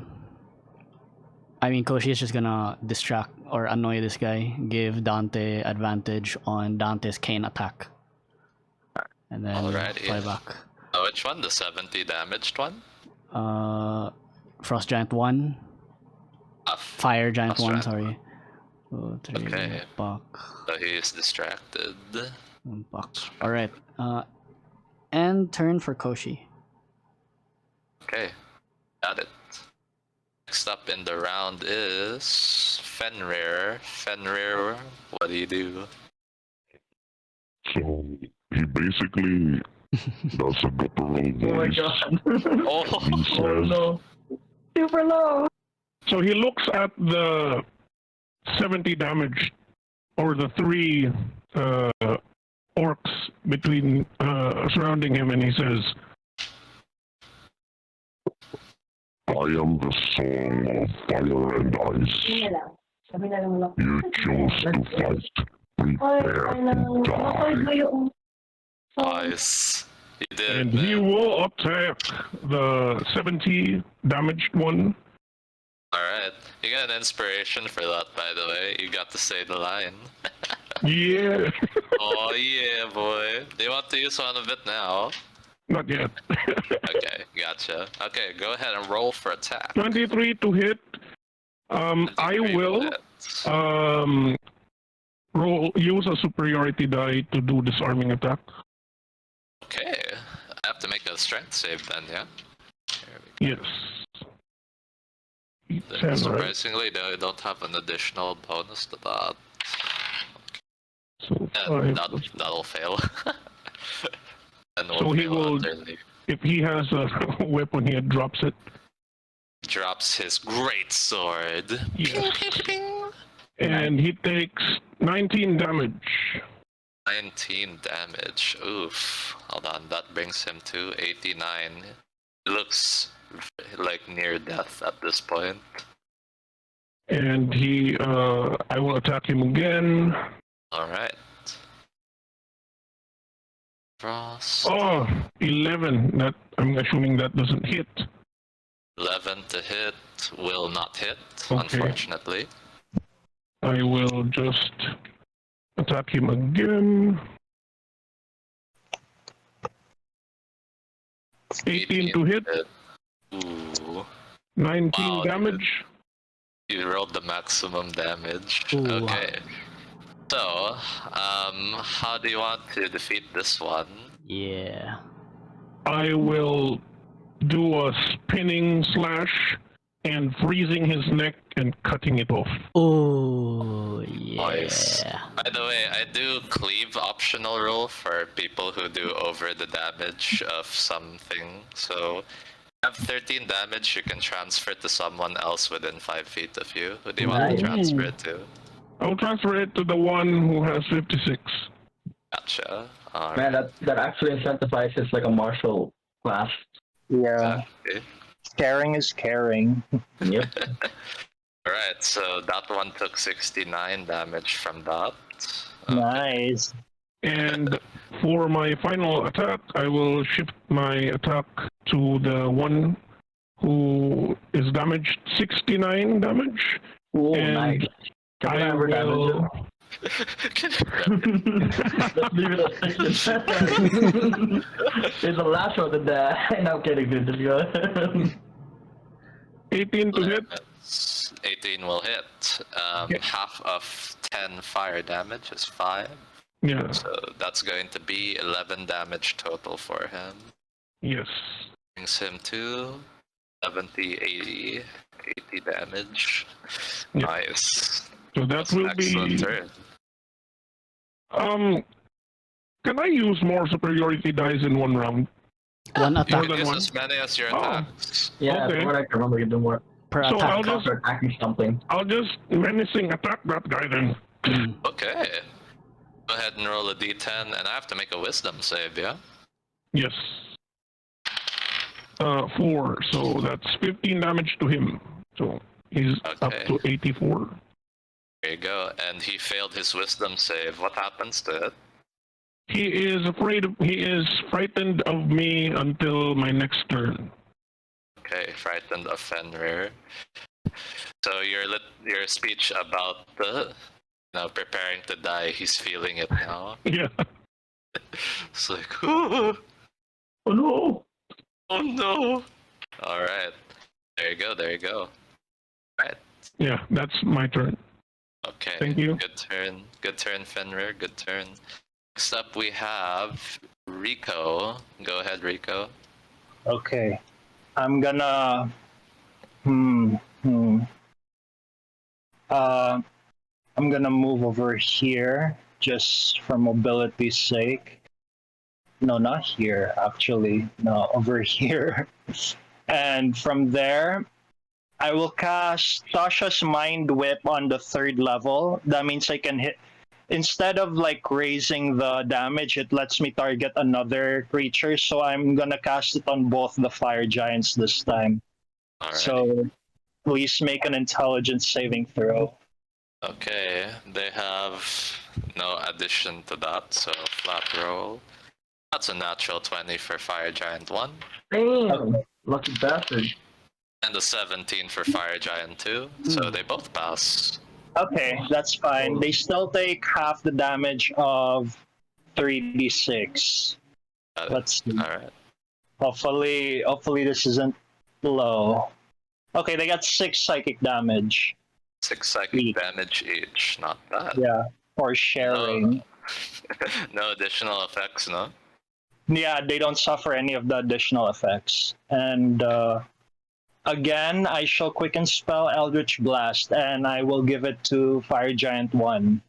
All 3? All 3, because we're besties. We're besties like that. Okay. Okay, I'll roll in dice 3. I'll roll the 3d20s, and that'll be a +7 to them. Okay. Okay, the highest is 16 plus 7, 23, and does a 16 hit? 16 doesn't hit. Their AC is 18, so only your first beam hits. Okay, the first beam. He gets the first beam, and that will be D10 force damage. D10. He gets 9 points of force damage. That's not bad at all, man. Yeah. That one, it looks injured. Okay. Yeah. Now I'm gonna have my Redeemer over here, like, fire her Radiant Swords at Giant 1. Okay. Nice. Go fire radiant swords. Yeah. And I'm gonna advise Cinna to, like, please heal Fatal. Don't worry about it. And it's like, got it! Don't worry. You don't need to heal it. 15 to hit, 15 will not hit, 17 won't hit. 17. Damn it. Okay. They both know. Okay. But they're both. It's standing in front of me, so we're both like. She's like 30 feet off the ground and like standing, covering me. So. Okay. Yeah. Isn't she 40 feet off the ground, or is she I'm going to like? She's gonna fly down a bit, like to my level. Okay, so that'll be 30 feet. Okay, she's defending you at the moment. Alrighty. Okay, that was a good turn, Rico. Next up is Fatal. Alright. Fatal. So, can I talk as a free action to Fenrir? We have telepathy together. So Alright. we Yeah, can I also use that telepathy as a free Yeah. action? And I mean, I'm not saying I just like just a question. Am I allowed to do that there? I mean, I guess he can respond as a reaction. Okay. Are you okay with responding? So I'm just curious because I am actually gonna drop like a spell on us. So You might I kind of damage need to know. Fenrir. I have careful meta magic. It's just like, does he have any intention to run away? Because it's gonna make the ground underneath us harder to run. You know. I'm fine with that though. All right, I got it. So that Fenrir's eyes glow blue, and a cloud of storm goes around this 20 feet radius around us, Ooh. so that it will hit people. Let me see if I can hit everyone. 5, Hopefully, 10, 15. If how it about 20? also affects Fenrir, then I think it will affect Fenrir as well. There we go. So it's 20 feet. Where is it? Let me read it. So it is Storm Sphere. Nice. Storm Sphere. So what it does is that 20-foot radius sphere. So that's a 20-foot radius sphere. So that's also Fenrir, but I am using careful meta magic to stop that. So that's have to make a roll. So they have all of those targets inside the sphere has to make a strength saving throw, which I'm pretty sure they're pretty good at. or get damaged by, or take 3d6 bludgeoning damage. 3d6 bludgeoning. Okay. Mhm. If they succeed, did they get half? No, they don't get half. What It's happens? just 3d6. It's just 3d6 damage. If they succeed, no damage. Oh, no damage. Okay, so doesn't Fenrir say takes here. no damage too. Okay. Yeah. Alright, here we go. Dante's So- not affected because he's in the ethereal Versus plane. Ethereal. He's Yeah. somewhere else right now. A reminder, DM, that 20-foot radius is difficult terrain. Okay, got it.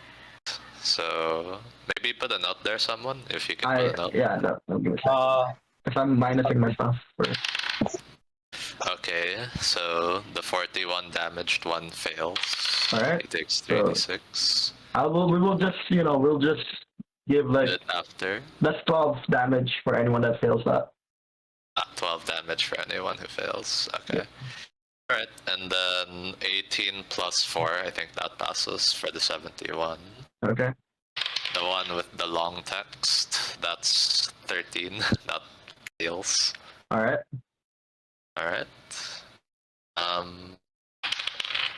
And then 43 damage also fails, so 12 damage each. Here we go. Alright. 53 and 12 damage. Oh, that'll kill the one that Fenrir frightened. He just like flies to his friend right next and just like impales himself with a great sword. That's so sad. Because it's bludgeoning and apparently like they disperse a bit. That's why they take the bludgeoning damage. So that's why. Yeah, so it kind of impales in his friend's great sword. Alright, and then 55 for that one. Okay. And Fenrir doesn't take any. Now for the fire giants. Pretty sure they got this. They have a shit ton of strength, but no additional strength though. Okay. Yeah, no additional saving throw, right? For strength, you just have a lot of strength. Just have a lot. Okay, 25, that passes. That passes. And 20. 17. That also passes. Okay. Alright. In storm-like fashion, I am now floating from the ground, Ooh, lightning emitting around me, because that's one of my thingy. I get 10 feet. that's full. I am Alright. 10 feet hovering the ground, so let me put down my character. Alright. And I it's think like, you have "Ooh, to you use a made him bonus action mad." for that. He is Oh, wait. mad. Do I have to? Oh no, let me read that first. Yeah, it's think I part do. of it, if I'm not mistaken. Yeah, I think I do. Oh no, never mind. I will not do that because I have something to do for my bonus action. Okay. I Fenrir will looks at strike- Fatal Yeah. and he says, "Wow." Beto would now point at the storm giant with 99 damage.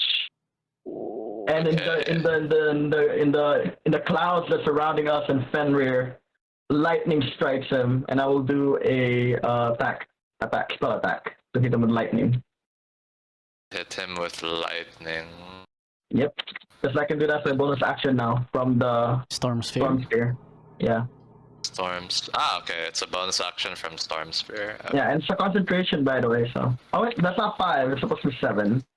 But that'll be 25 because it's plus 2. It's 25 to hit. It's an attack roll, a spell attack roll. Yeah, spell attack roll from Storm Spear. Okay, that will hit. So he will take 5d6, I think. Let me That's so check cool.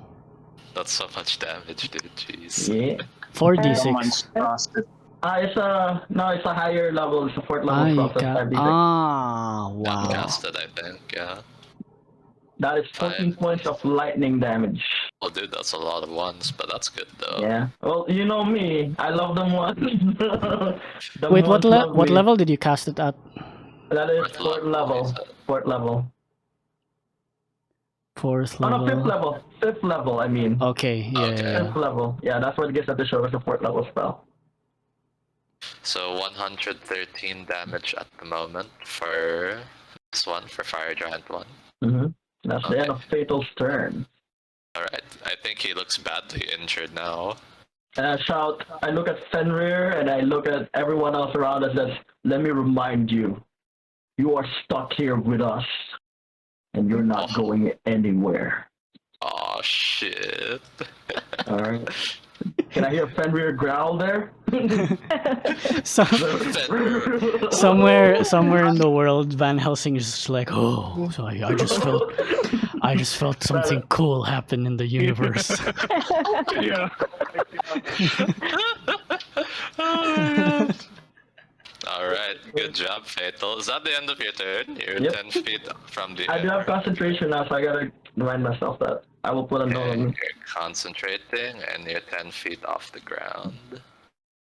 I'm not 10 feet off the ground, because I have to use that as a bonus As a action. bonus action, yeah. You're Yeah, the on. lightning. Okay, never mind. Yeah. Thank you for that. I was supposed to put it on the Alrighty. side, but never mind. Alright, I'm good. And at the end of Fatal's turn, Cinnabar, what do you do? Cinna is going to she's going to cast Healing Word on a Fatal at a 3rd level. So From where you're standing right now, you can't see Fatal. Yeah, They're Oh, really right. Yeah, there's Yeah. oh boop. Don't worry about it, girl. Just do your thing, man. Fatal is just scared of that. it's death. Can I? It's metal AF, yo. Sige. If I can't see him, I'll just try to. Her stubby little legs aren't gonna. 1, 2, 3, Is 4. it safe to enter the storm sphere? Oh. Yeah, it's just difficult terrain. Anyone entering is fine. Okay. It's difficult terrain, that's it. Don't end I your just turn really there. want to hit these two then. So, she will navigate. 1 second. Alright. Do. 5, 10. Just don't end your turn inside the sphere. Yeah. No. Yeah. You can end it if nothing happens to them if you do end it there. But Yeah, it's you just don't want to because it starts to move around. Can I? If I moved here, would I be able to see him? Like 1 square to the right? To the right? No, because no, that's just the circle that they're Yeah. on, but like in It's an the occupied space, space. they're No they're like so problem. bulky. Their arms are like overlapping. You can't see it. They're holding No hands. problem. They're holding. They're holding hands. They're holding hands to prevent you to see me. They're They're smart that way, emotionally supporting each other. Emotionally Like, support you know, After all the I, lightning. I can't see you in the storm. Don't worry, I'm No here. problem. I'm here. Yeah. Oh, I don't know. Then Yeah, go on. for Cinna's action, she's gonna cast Spiritual Guardians. And then she's gonna like put her hands together, and then she's gonna be faintly glowing in like golden light, and then you hear her go, "Ma!" And then Oh, God. Oh, that's so wow. cool!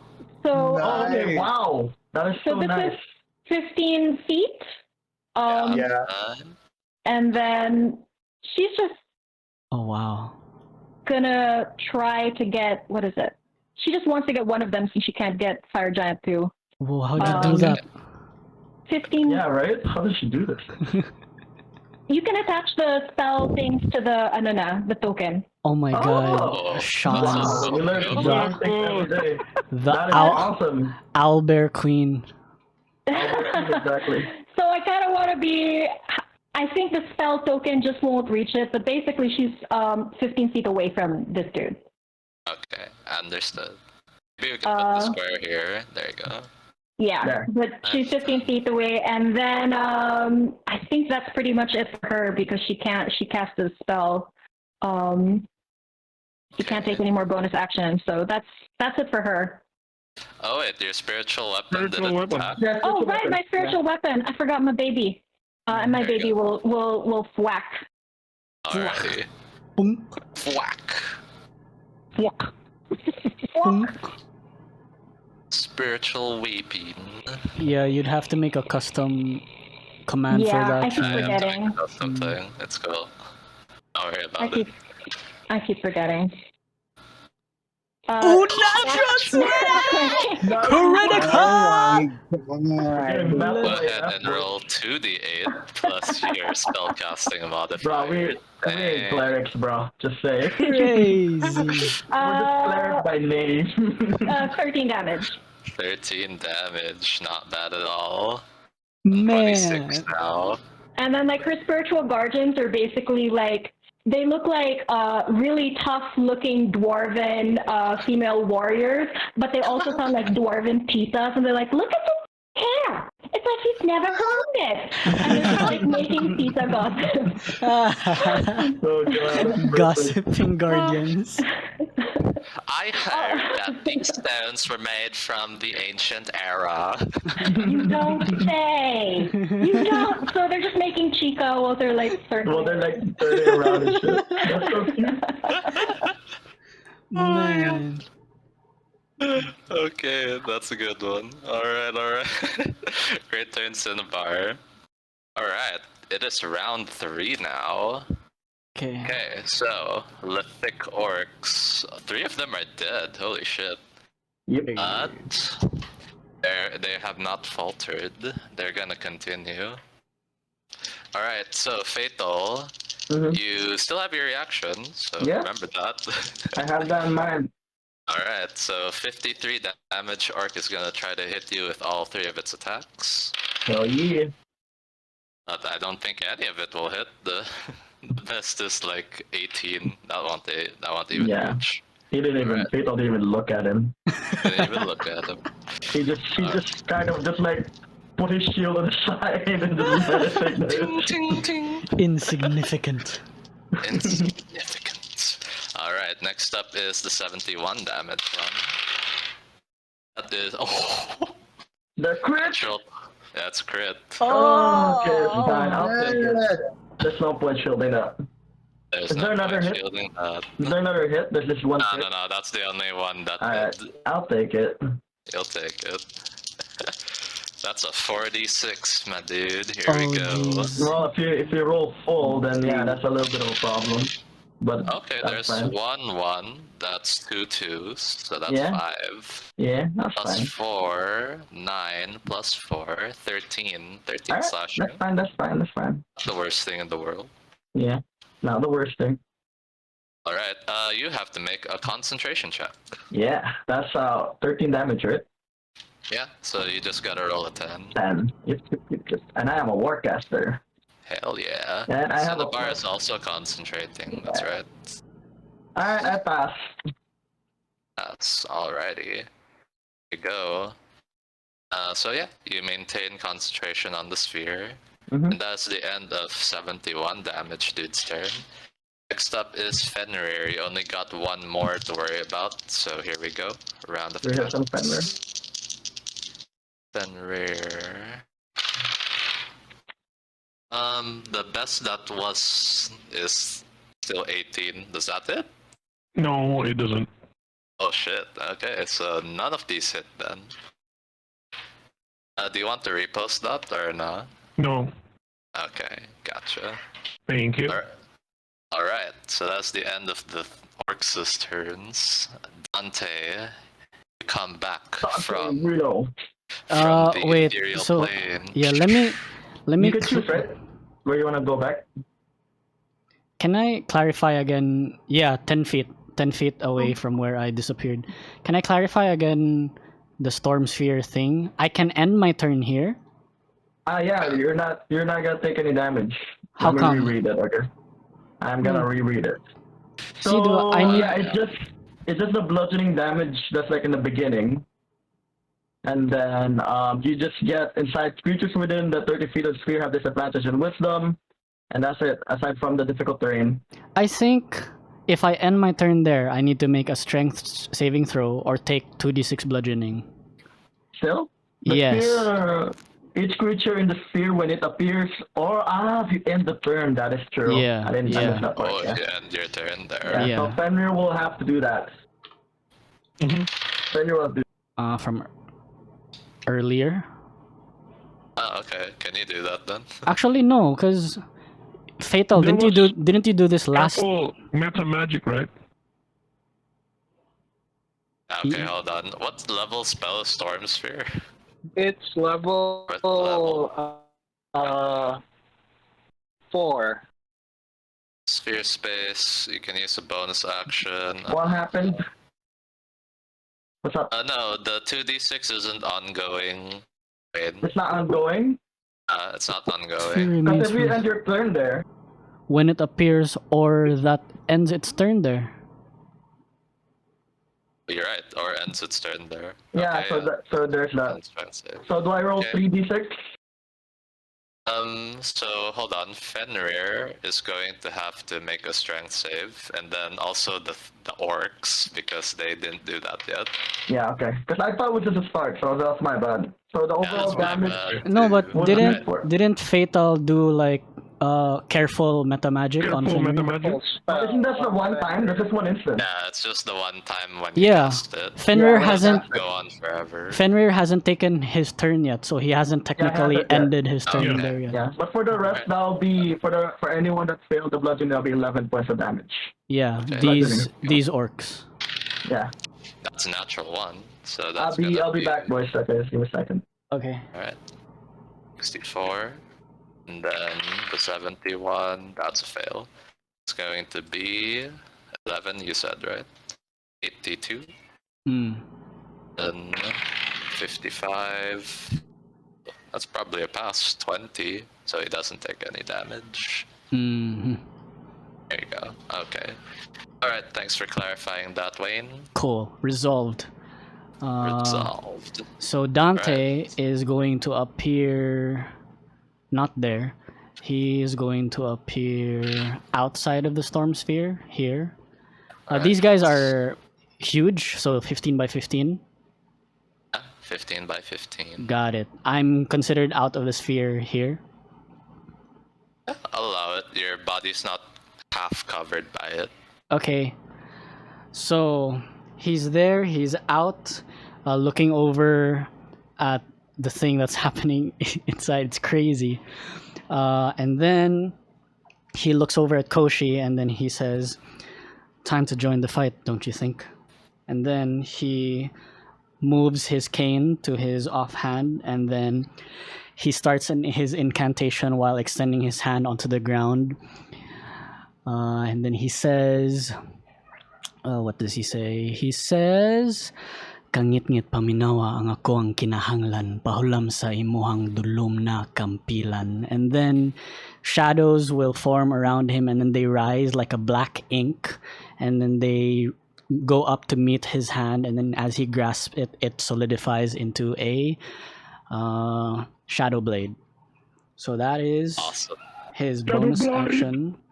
And then Spicy. we're following Tasha's rules now, so I have extra attack and one of them can be a cantrip. So Yes. I will also Booming Blade. My lightning my lightning color is yellow. So just Yep. yellow. And then this first one has advantage because of Koshi, yeah. Okay. Um Go ahead. I want to clarify this sa DM, did Dorothea do anything to the weather? Maybe put clouds over here so that or what?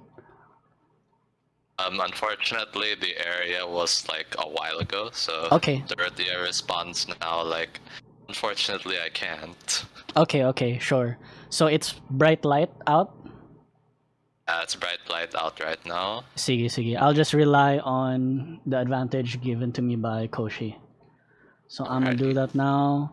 My Dark Blade with advantage. I casted Shadow Blade at the 3rd level. So Alright. Shadow Blade is at 3d8.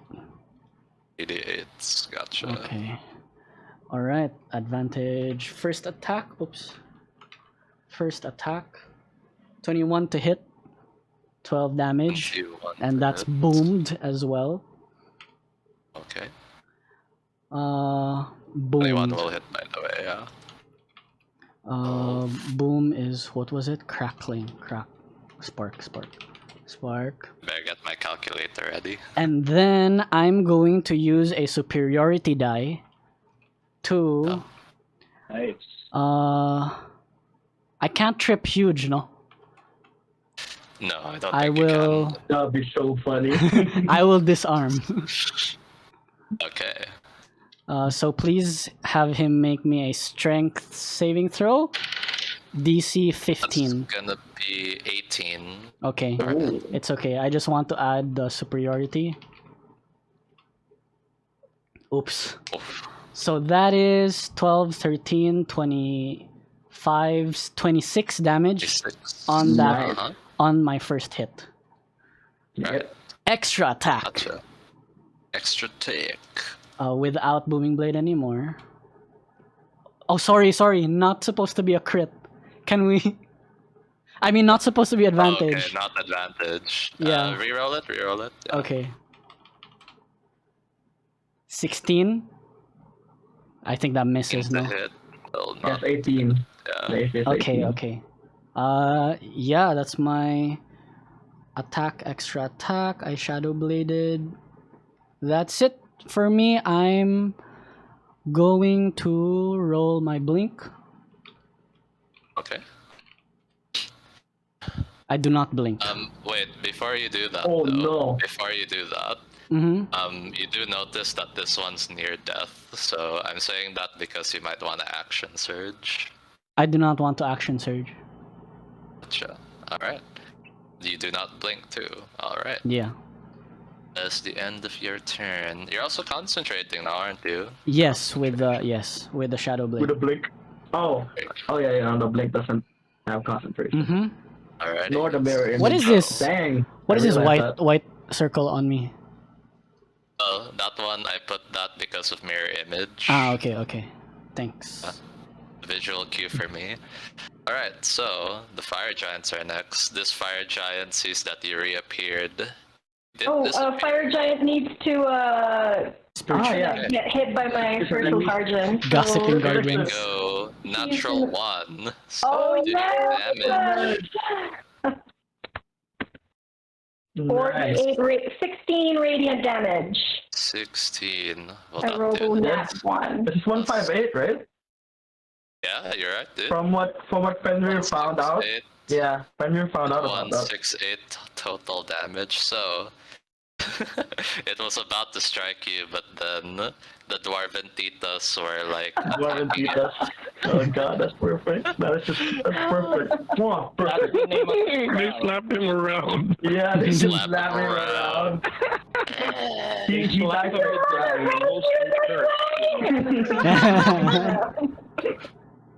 Oh god, Humiliated. Humiliated. Nice. Humiliated That's to pretty death. humiliating, yeah.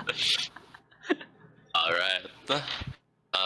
Not the threat isn't over yet though, as Fatal. Especially for Fatal. This fire giant is looking down at you. And then I look at him back and my ancestors are smiling at me, giant. Yours can say the same. Oh. And he says that Moradin does smile upon giants, you filthy worm. Oh, okay, we're doing this now, boys. We're doing this. Trash talk, let's go. Make sure you can take me down at this turn. Okay, 1 hits, that's a 21. There's a shield time. That's the shield time. Oh yeah. Alright, so your shield, he was about to hit you, but then your god does look favorably upon you. Grants you that shield. Ping! Alrighty. There's still 2 more, right? This is 2 attacks already. Oh, okay. Yeah. Alright, so that's the end of his turn? That's Rico. the end of the fire giant's turn and one of their lives. Yeah. Next up is Koshi. Yeah, one of That was them. appropriate because Thor is always fighting Jotuns, right? Right? Yeah, like thematically. Thematically, these are one of my favorite enemies. Koshi's gonna chill because I don't want her to die in the storm sphere. Okay. Yeah. So I mean, no one wants to be beside me in Fenrir. she's That's the reality of it. she's just gonna stay there. Yeah. Oh, by the way, the fire giant at the end of Oh that yeah, turn he has has to to roll a do save. strength save. Yeah, strength save. Well, This I time don't he get on it. fails. He fails? Yeah, Oh Wow. my god, that's 11 points of damage, bludgeoning. 11 points. Yo, Nick, your dice rolls are surprising me. What can I say, man? It's full of surprises. It is full of surprises. Alright, so that is the end of its turn. Koshi will stand still? Is that what it's doing? Yeah. Koshi's gonna dodge. Okay, dodging. Oh, just curious, Wayne, Koshi's not invisible, right? Or is he Nope. invisible? Nope. Oh, okay. Not. And it's a puppy, right? Yeah, a It's a puppy. celestial dog that can Oh, float so it's like a around. golden puppy Yeah. or something. That's so cute. Golden puppy. You have so many cute things going on in this campaign. I know, That's dude. perfect. Fenrir, it is your turn. I just realized the dog goes before the other dog. Yeah. Oh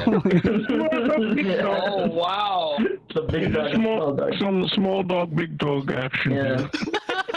Exactly. Wow. Okay, Fenrir Dogs out. looks at the orc in front of him and he says, he grins and he says, "Valiant effort you did there." And he attacks. Nice. Alright, dude. Let's go, Fenrir. Oh, This so one here. I'll attack again. Aw. Yeah, go ahead. Second attack. 28 to hit. The 8. That will hit. Nice. I will Nice. use a superiority die to Alrighty. do trip attack. Trip attack, alright. 1d10, right? So plus 4, 21 damage. 21 damage. That'll bring it to 76. It looks very injured. And he makes a strength saving throw. It is for trip, right? Okay. Here Yeah, we go. trip. That fails. Okay, so so he's he's prone. prone. The rest of my attacks are with advantage. Awesome. That's a lovely combo.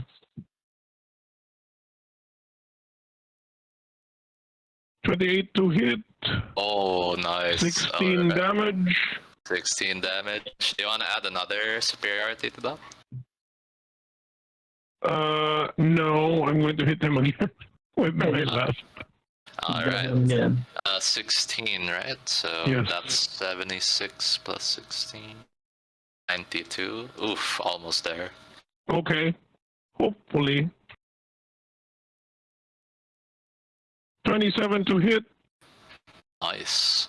And 16 Okay, so the fire is halved. 5. 6 plus 5. 11. Yeah, 11 I'll damage. do it. He's dead. He is Yes. prone and dead. Yeah, so basically I stick my blade into him and burn him. Right? Nice.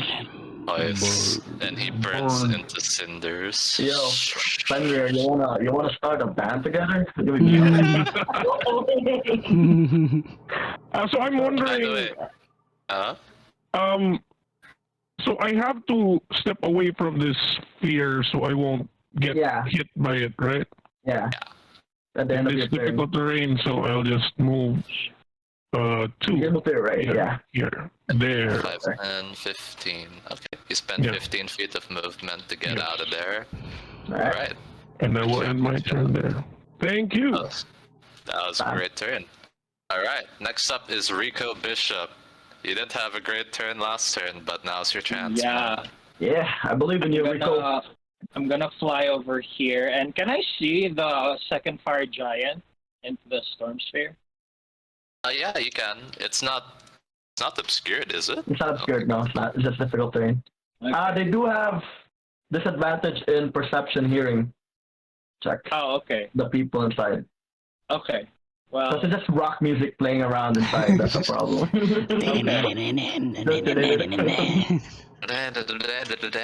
Alright. as a bonus action, I'm going to cast Hexblade's Curse, and I'm going to say the incantation. Alright. My eyes just like burn red, and I'm just like, I set the Shadowfell's path and invoke Hexblade's Cursed Wrath. And you just see red smoke just envelop the fire giant. And Oh then shit. I just cast like 3 Eldritch Blasts on him directly. Alright. Yeah. Man. Yeah. Let's see. Your proficiency bonus now is +4, yeah? Yeah, Okay. so that's a +4 to my Eldritch Blasts.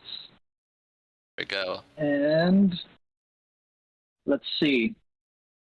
Oh, great. 1 hits for sure. 8 plus 7, 15. That just 1 hit, so that's It's something. 1 hit. And then this will be D10 plus 4. That's 7 points of force damage. Nice. Alright. We'll bring him to 90. He's looking badly injured. Or no, And- sorry, injured only. And I will have my celestial throw her radiant swords at the guy as well. Alright. Roll your d20s. Let's see here.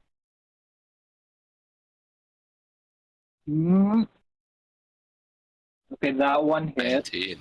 It's and that one hits hit. too. Nice. Nice. Good job, Angel. Redeemer is redeeming you, man. Yeah. Okay, this one's for the first attack. That's a 12, Okay, Nice. 12, 15, 15, so 27 points of radiant damage. 27. Alright, so that's gonna bring it to 27, 117. Yeah, 117. There you go. It's getting close to badly injured. Yeah. Alright.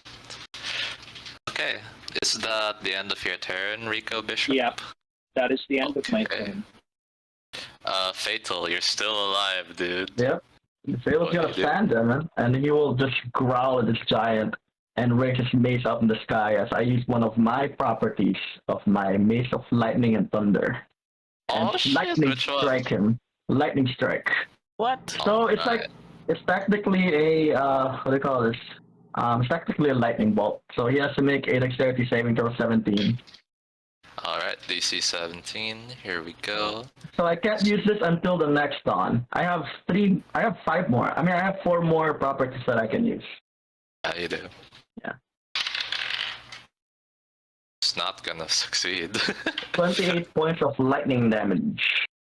28. Yep. Ooh. That'll do it. I don't think And that does it. Yeah. He's bloodied, right? He is badly injured. Yeah. Alright. And I will use my bonus action and I will use one of my inspiration to do one of my lightning things at him. The sky, what they call it? The storm sphere lightning. It's a bonus action. Alright. With So advantage. you'll advantage attack.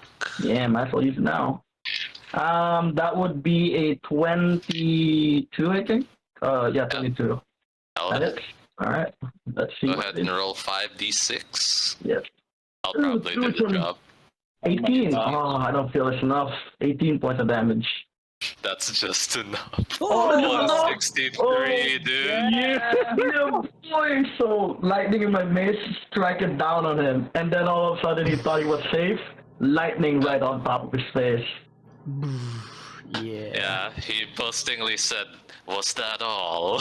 Yeah. And then I just mutter at him, worm, and then lightning strike him right in the head. Yeah. Oh shit! His head explodes, man, right at the head. Oh, And then I look at the other two. Is that who's next? It's only 2 left. Yeah, you're right. God Shit. damn. That's the end of my turn, and they're still in the middle of this. What do you call this? Of this storm going around them. Of map of Alright, music. so I have a question. playing. Since all of the biggest threats are dead, do you want to finish it off, or like, do you want to like continue until we kill it all? I mean, we can just finish them off, right? Because Do you the want? Yeah. thing, like, yeah, Okay. yeah. dude, they have that one guy. They both are like badly injured. So, Yeah, they're like. but my 82 and- question though, DM, is that can we keep one of them as like prisoners? You can do that, sure. Okay. Perfect. Okay. Alright, Which one Non-fatal. though? okay. The 64 damage, so he's not really dying yet. So he can Yeah, we'll take 82, you know? We will... Yeah, okay, we'll take that one as the Red Knight claims him to be his prisoner. yeah. Wait, so hold on, are we ending combat now, or what's We're going on? continuing. Or what? I mean, just, Oh. if we just continue it, like, they're not gonna hit me. Come on. Alright, gotcha. Cinnabar then. Cinnabar's turn. You can finish it off to the bar. Just keep one prisoner. Actually 5, 10, 15, 20, 25. Cinnabar is just gonna drop her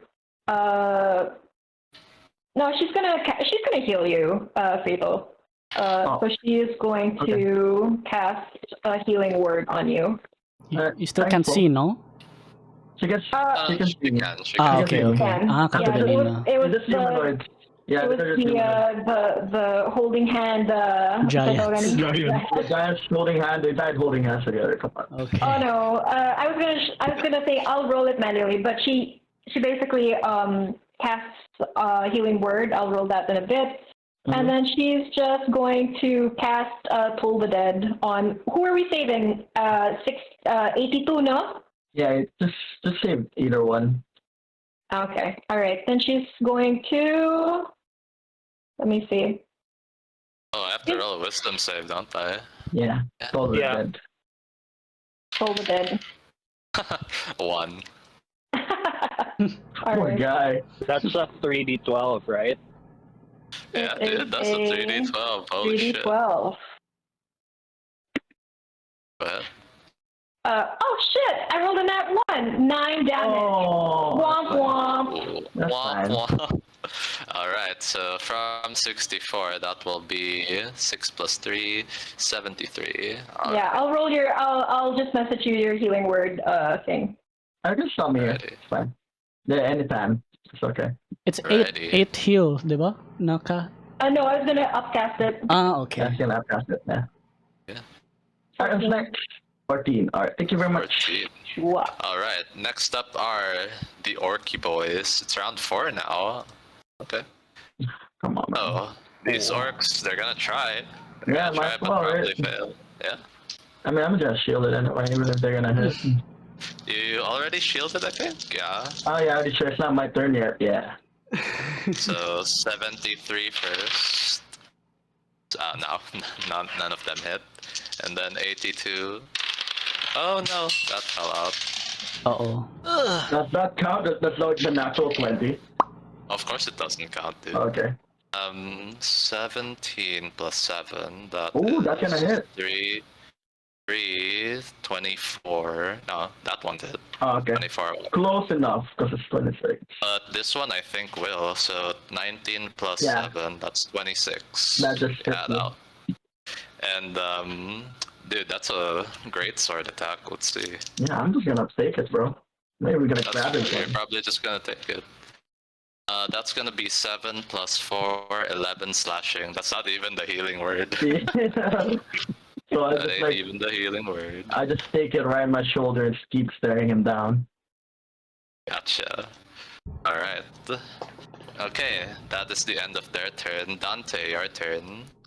Dante is going to take his cane and his shadow blade. He's gonna raise it up, and then he's going to kind of like go into this like low position where he bends his knees and like it's like a sprinter about to sprint, right? Yeah. Okay. And then the shadows engulf him or like wrap around his feet, and then he vanishes as he does Steel Wind Strike. Oh! Shit. Nice. Dante calls it his Umbra Ultimatum. Oh, nice.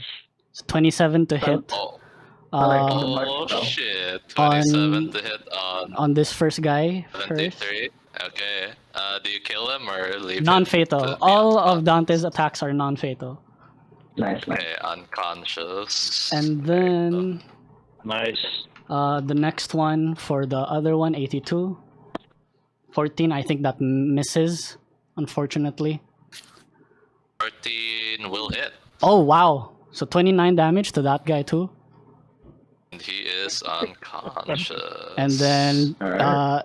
Dante would have teleported beside Fatal over there. Nice. Are you sure you want to end your turn there? I have no I mean, choice. but then- I need to teleport. But you need to teleport next No, to you him. don't have to. Oh, you you have to can choose choose not not to. to. Yeah, you can choose not to. Is that true? Really? Yeah. Yeah, you can. Yeah, you can choose not to. It's Oh up there. wow! So that's You cool. may- So Cinna, You you may just teleport.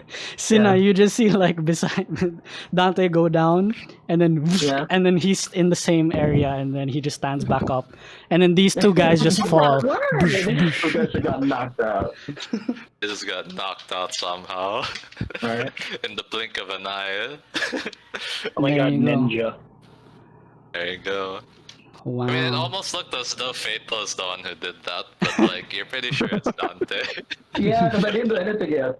You would see some gestures, you know. There you go. Alright. That is the end of combat. You have two unconscious bodies.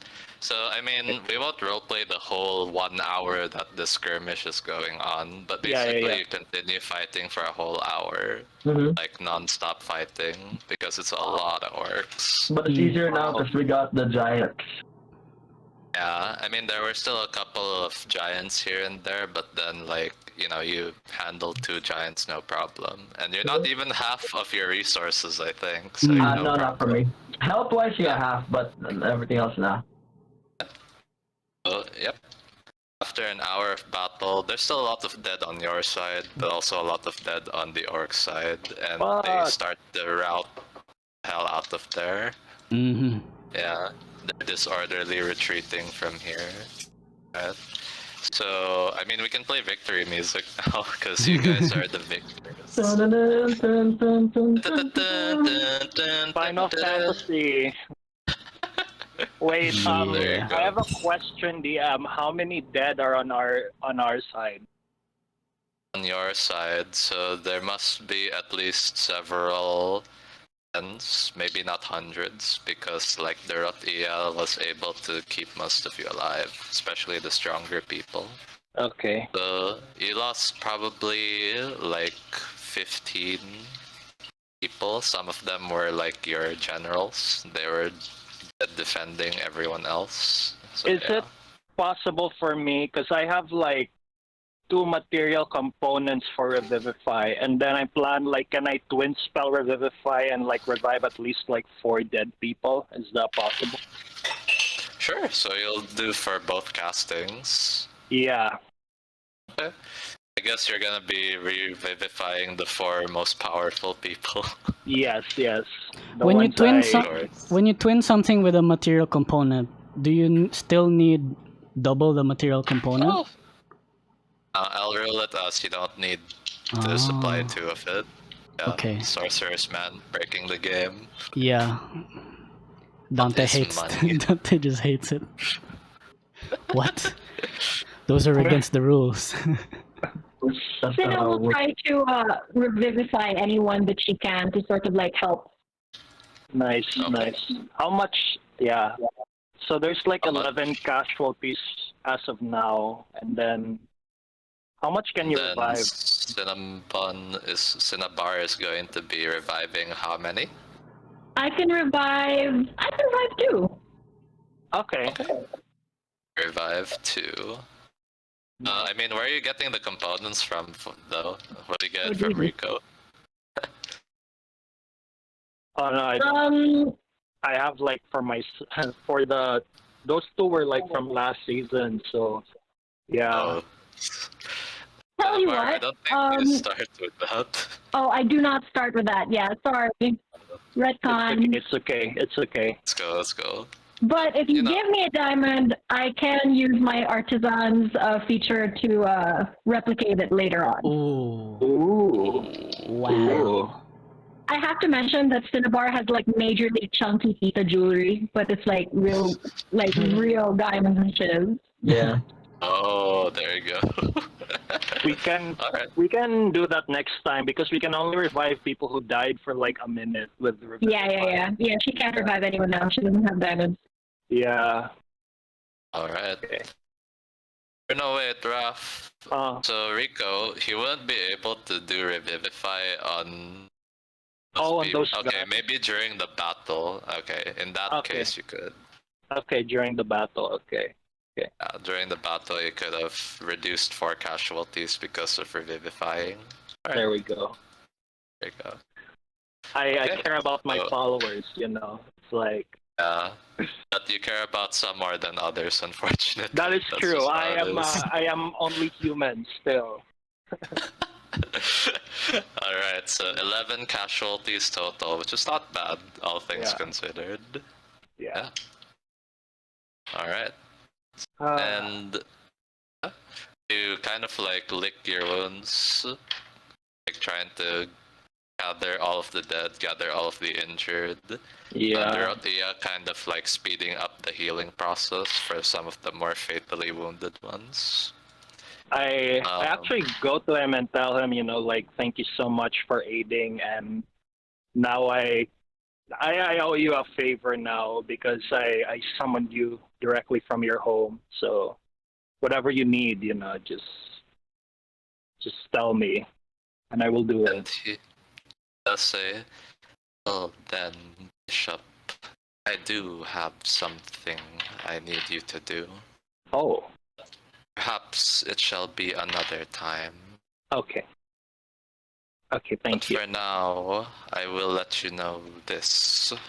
Those demons that tried to kill me a year ago, Yeah. I am aware of who their masters are now. Tell me who it is. It is... I forgot his name now. It is the demon Oh, prince of fuck. the undead, Oh. Orcus. Oh, He is back. Now he has What? stat block for him. Okay. Perfect. I always want to go toe to toe with Orcus. Okay. He always wanted to go toe to toe with Orcus. Yeah. He says, I will let you know at another time what you can do for me. For now, I must take my leave.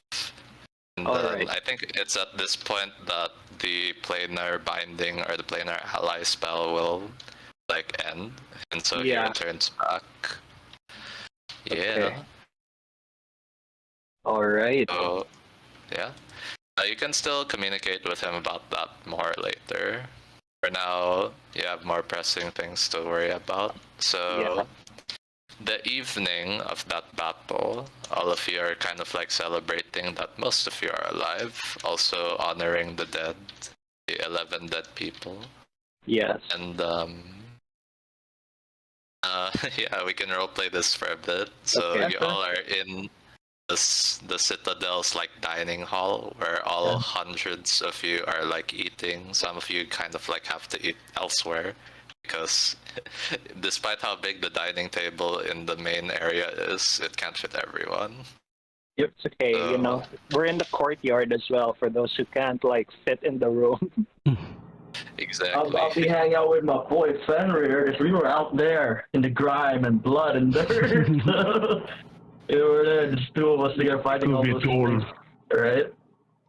Yes. I'll be hanging out with him because I'm vibing with this guy. Fato's vibing with Fenrir. Nice. And I would say to Fenrir, fierce justice has won us this day, my friend. Do you believe in any god? I believe in the All-Father. The great All-Father. You have done Yes. well, and I am pretty much, and I can assure you, friend, he's looking, smiling down on you. I am glad about that. And then I give him cheers of ale. Hopefully he drinks ale. Yeah. And then we drink it together. All-Father. Yes. All right. I actually don't know much about him, but It's given that what you did there Odin, was right? pretty epic, yeah. And I know it's Anam All-Father. I'll read more into him. Do I know anything about the All-Father? Or do I have to do relationship? I'm You can tell me. talking about Odin. Yeah. You are Odin. Odin. Ah, okay. Understandable. Yeah, mine's Spear, so yeah, we're in the same family. Yes. Hell yeah. And I'm happy to Okay. find someone. Alright. How about everyone else? Anyone else want to talk to anyone else? I'm gonna just tell everyone, you guys did a good job. Thank you for helping me defend the keep. And limiting the cash flow fees. Good job to all of you guys. And yeah, thank you. I'm just so shaken from the whole fight, so I'm just and that's the speech, guys. Thank you. You could have died, man. Fenrir just laughs and says, "There's more where that came from." Yeah, I assure you that, friend. I have a feeling Yeah. it's not the last thing we see of these orcs. We will be ready for all of them. Oh, all of them. Dang, son. That's a bold statement. Okay. Dante, Cinna, do you want to do anything? It's an opportunity to roleplay with other things at the moment. I think Cinna is just kind of like she's just drinking and chilling with probably any of the blacksmith's apprentices and hands that she's worked with in the last year in the forge. And she's just like drinking, but she's not drinking ale. She's drinking kombucha because she's going through like a dwarven, like in her 20s exploring phase, and she's sort of like chucking tradition out. She doesn't want to be a traditional dwarf, so she shaves her beard. She doesn't drink ale. She does dwarven yoga. She's very much that girl right now. That's nice. It's very much that girl right now. But yeah, she's in very high spirits. And then she looks at Dante, and then she says, "Hey, Mr. Fancy, blipping around everywhere, boy. You did really well today. I couldn't keep my eyes on you. You kept disappearing." You were quite formidable as well today, Cinna. We are very lucky to have such a talented forge master such as yourself. And then Cinna cheers, just clinks her glass with him. And then is Koshi around? Koshi is around. He's like zipping away. As you clink your mug to Dante's, you notice his is still like pretty like top up because he doesn't drink a lot. He's just holding it to be polite, you know. So Cinna notices this and she's like, "I see you. I get it. Don't you worry, friend." And then she'll just wink and then like just keep chatting. Yeah. Okay. Dante continues to talk about like business. Like, if you're, I understand you're working for Bishop's Forge right now, but do you have any plans to start your own trade? I mean, the last plan is to go back to Koltar and take over the family forge, but I feel like I have a ways to go before that happens. So I could absolutely just start a business around here somewhere if, Master Bishop gives me his blessing. He's been so kind to me. I don't want to upset him in any way, Yes. clash of businesses and whatnot. I understand. Well, if you are ever in any need to create your own insignia, you can. I give her my like business cards. Like I also do calligraphy. She says, "Well, thank you kindly. And if you need any armor created for you, I can handle that for you. And I specialize in plate armor. Currently working on magical ranged weapons and bikini plate armor. It's a niche market, but you know what? It fills pockets." I want one of those. Yes, thank you. Dante doesn't know what to say to that. I pride myself on being the only armor that can create bikini plate armor that actually works. That's going to be my niche market. That is a very bold claim. Yes, I'm not sure how you do it, but like I said, such a talented forge master. There you go. I approached Cinna actually. I wanna because I was wondering, DM, with all these orcs and giants we killed, do you think we can strip them of all the metal they have and provide it to Cinna? She can use her thing on it because she has a feature, right? That she can. Smart. Yeah, I She can convert them magically. Yeah. You could use these as smelting, because in their current state, it's so roughshod and barely usable. It's not a state. Yeah, a lot it's of not a state impurities. That's good. Yeah. Yeah. There's tons of impurities. It's very jagged. You can see from the blade here that it looks like a jagged ass piece of shit. Yeah. That is Well, true. we're trying to, do practice recycling, with metal. We're trying There's to be recycle. people-friendly. Their smiths are not as good as ours. Yeah. we're an eco-friendly Smith. We have an eco-friendly Smith. She cares Yeah. about climate change. Yeah, we're all about sustainability here, guys. Yeah, I mean, did you not see the Arctic storm that happened before this? That wasn't anything. That was global warming. That was climate change, global warming. You know, we should. Wow. People should know. Yeah. People should know. No, Cinna will definitely use the scrap armor, and then she will use her artisan's blessings to craft something and then just replicate it, just to sort of like replenish our armory for any future sieges. Perfect. Perfect. All right. Well Yeah. done. Perfect, indeed. So yeah, you have like a ton of metal to work with. But that'll take you several days or even months to like Yeah. finish Yeah. using it all. Yeah, to finish repurposing it all. But like Rico, you kind of let your disciples worry about that, the logistics and everything. Yeah. So yeah, you have nothing to worry about in that regard. But Cinna will be able to help with that during her downtime if she wishes to do that. And by the way, did any of this attract like Baldur's Gate's attention? You'd think like a siege would be like the Baldur Gate people would be like, what's going on there? I mean, we can talk about that in the epilogue. Ah, But for now, Nice. Yeah. Nice. Okay. for now, it's still party time. Nice. And do you still want to roleplay? Because I can move forward now. If I do people have want like to. I want to gather the party members and ask them like, do any of you does the Demon Prince Orcus ring any bells for you people? Does the Demon Prince Orcus ring any bells? Yeah. Oh no. No. During Dante's time with the Devils and Demons DM, would Dante have picked up on any of that?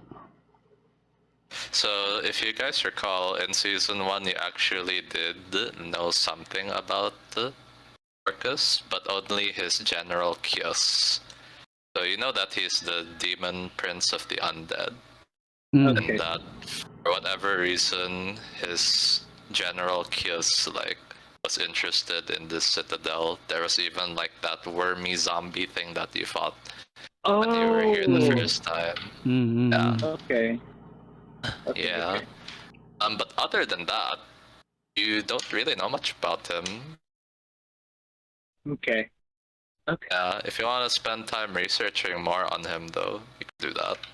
Yeah. Oh, okay. So, I mean, the only thing you know right now is that, you know, he's called the Demon Prince of the Undead. His general, for some reason, was interested in this place and had some of his spawn left. Yeah. And yeah, that's the only thing you know. They were okay. Okay. I just tell my party members that, like, just want you to know that since since Dorothea aided us in battle, we might, as a favor for him, we might be encountering some of Orcus's forces, and I just want you to be aware that, you know, that could be a thing. No problem in that. I like smiting non-believers and fiends alike. Very good. Very good. As one of the goddesses, it's also my job to smite a few demons that threaten this plane. So if you're willing to help as well, then I am grateful for that. So That we have an agreement, Red Knight. okay. Now you should carry on with the feasting. You know, have some fun. We almost died. And I kind of scoff at that I find that doesn't find me. Oh. I mean, So same. badass. You know, same. And then I Both just of like you are so bad. I toast ale, you know, I cheers with Rico. Yeah, I cheers as well. I have like red wine on my hand. He's a red one kind of guy. I get it now. You know, red's the team. Red's the team. Yeah, That is the theme, I'm just man. helping myself to some like red velvet cake as well. You know. That's perfect. That is perfect. Perfect. Alright. Okay. It's already 2:22, so Yeah. I think I'll do the epilogue now. Okay. Alright. So, you all have your party, and it's nighttime now. People are starting to like go back to their quarters. None of them, I think, are drunk because like they didn't want to get hangover the next day. 'Cause it's Yeah. still a working day the next day. So, one of your disciples, Rico, like they bring a note to you, and he Okay. says, some cloaked figure left this on the front. I wasn't able to ask them who they were because they just left it and disappeared. But I think this is for you, sir. And he gives it to you. Thank you, child. You should go ahead and rest, and I'll take care of this for now. Alright, says thank you, my lord, and then he shoos away. Okay. Here you go. So you take a look at the note, and it looks like really badly handwritten. So it just says there, like you can barely read the words, but like the essence of the message is, this is the disciple of Luthic. Come meet me outside, like 2 miles away from here in the forest. And I'm just wondering, like right now? Right now. Did the note say like come alone or like, you know? Oh, it didn't say come alone. Okay, I'm taking somebody with me here. I'll take You can be everyone if you want. yeah, I'll take everyone. Like, hey, you guys, come with me. This note is like, it seems like it's from the same person who tipped us on the orc raid, you know. So why don't we come and like go to her and thank her, you know? Like now? Like tonight? I mean, yeah. If we could get intel from this meeting, I wouldn't want to waste this opportunity. Dante's already short- putting his mug of ale down and already going to the door. Yeah, we short rested, right? It's the same. Yeah, sure. Like if you're worried about that. Okay. Oh, you know, just getting it clear. I remember. I talk a bit. I whisper to the Red Knight, like, Red Knight, don't you think this might be a trap? Well, if it is a trap, at least I have the four of you to help me with this. So that's Okay. why. Yeah. Okay. I mean, I have faith. Fenrir is still carrying around a turkey leg. Just say you bite on them. Bring a snack.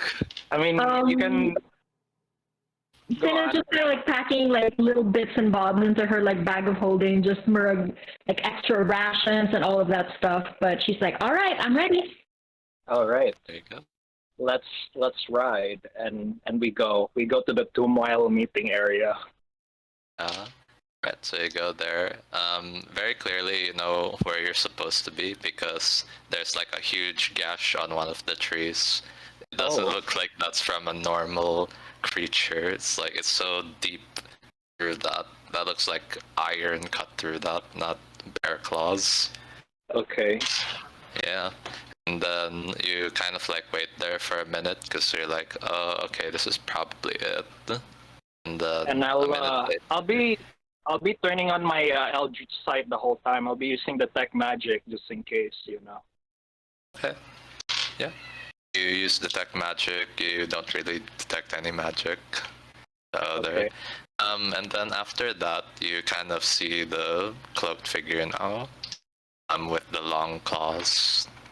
Does anyone have a light source on at the moment? Or I think someone would. Who has a Yeah, light source? I have light. Okay. Well, let me check on my cantrips. But I'm sure I have light. Yeah, I have light. Okay, so you kind of like cast light on maybe your mace or something. Yeah, I think the shield will be better. Okay. Okay. And then she kind of like appears from behind the tree and says, "Good, you came. I wanted to discuss with you that favor I wanted to ask now." Okay, but I was hoping to ask before you left, what would Luthic want from me that she would extend a favor? She barely even knew I existed, you know? So how? What caught me in your radar, my lady? Well, we do not know you personally, only that you are strong. And she kind of like takes her hood off and kind of like see a mohawk kind of like put to the side kind of orc lady. Okay. Yeah. And then she tells you, I mean, I don't have a name for her yet, but then like she tells you that she's been raiding around with this orc warband for a long time now. They used to like raid stuff more on the eastern side, but they've been going west more and more until they hit this spot. But then her issue is that she heard about you. She heard about you like liberating this side of the place, like the Citadel of Strategic Militancy. Yeah. It's like when you do stuff like that, it really goes far and wide. So Yes. they heard about it somehow, some way. Probably from one of their captures from like a war effort. Yeah. Yeah, so there's that. And then she tells you that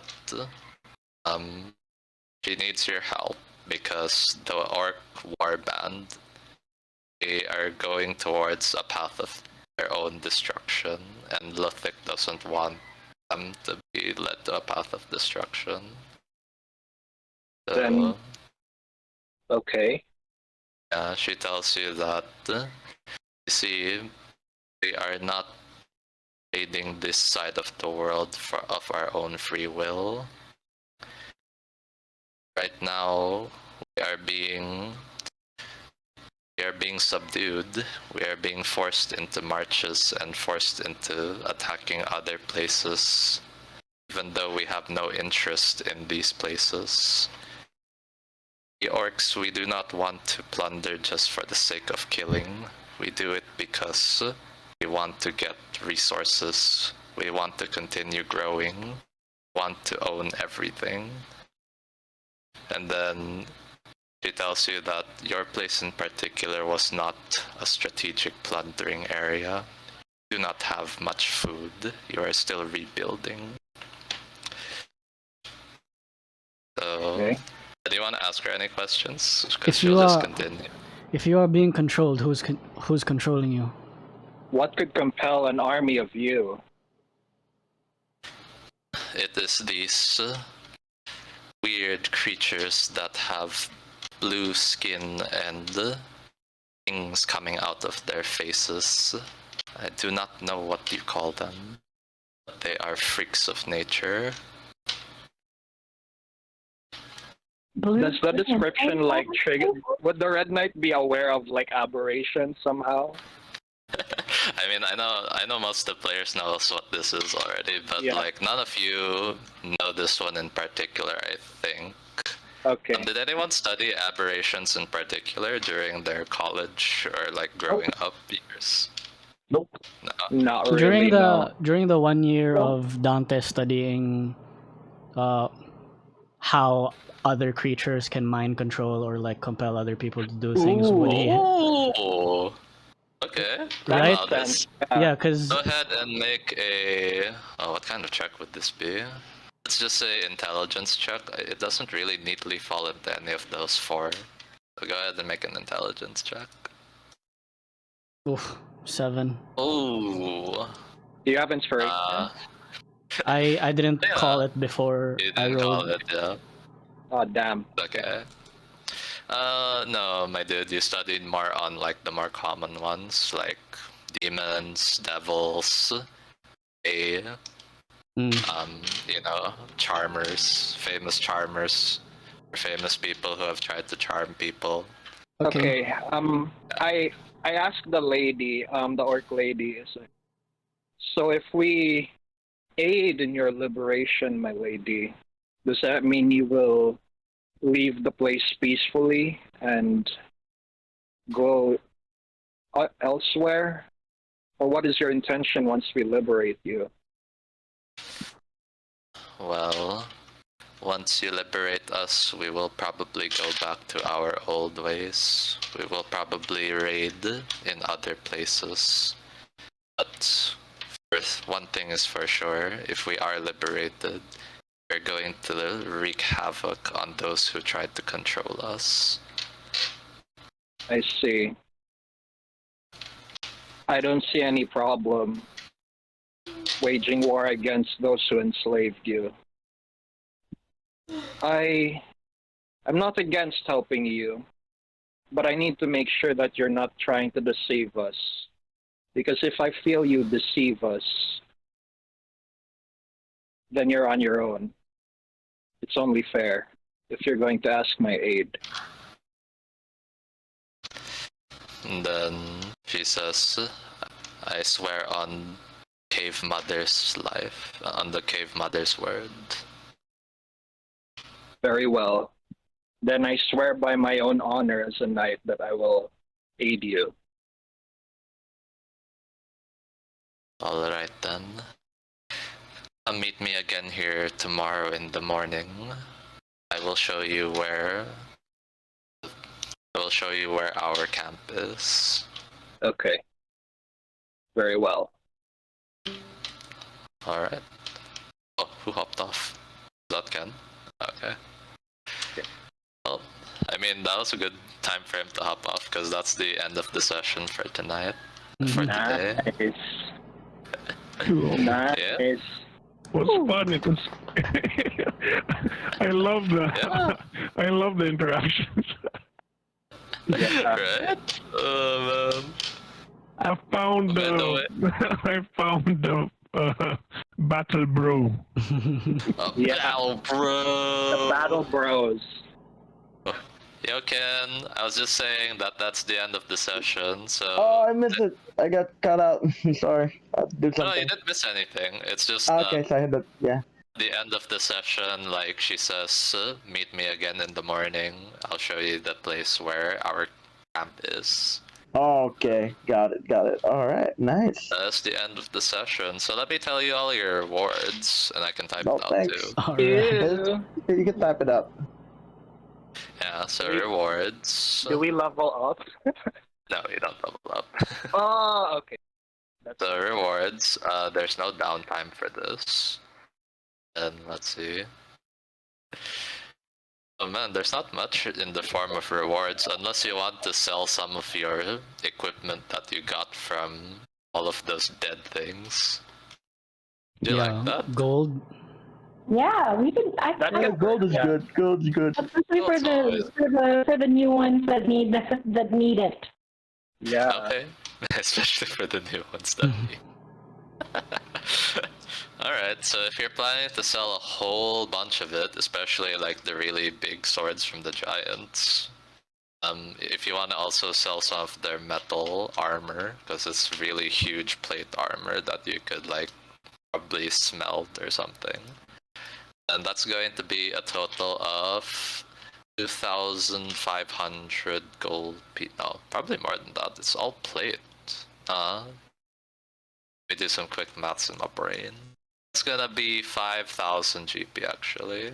Oh wow, the split. This is crazy. Yeah, to split.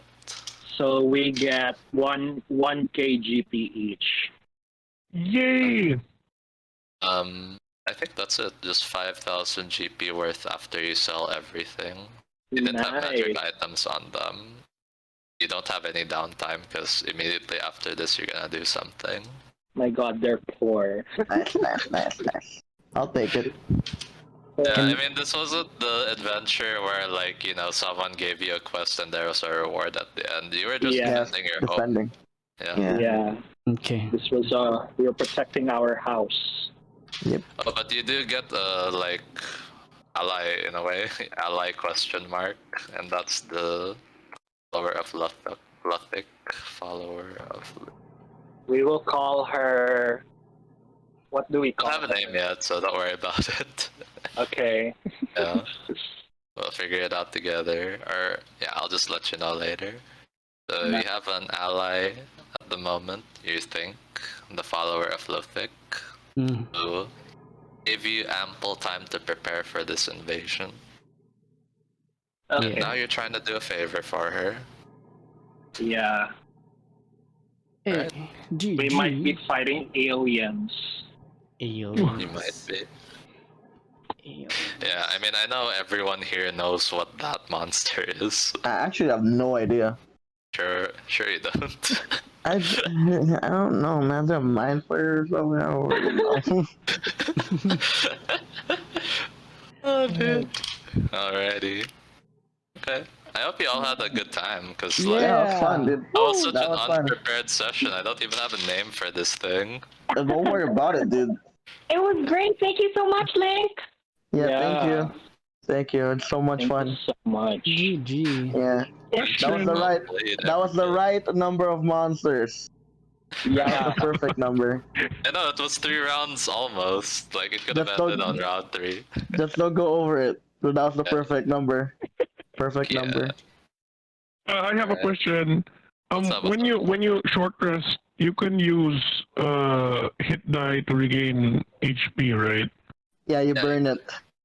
Thank you so much for watching the first episode of Plucking Strings, DM by DM Lincoln. That was that. There are gonna be 9 episodes for this, I believe, and hopefully we stick to that 9, or maybe there'll be some episodes where there's a part 1, part 2. But stay tuned for that, and I'm really excited to be playing Dante again. So yeah, that's it. Bye bye.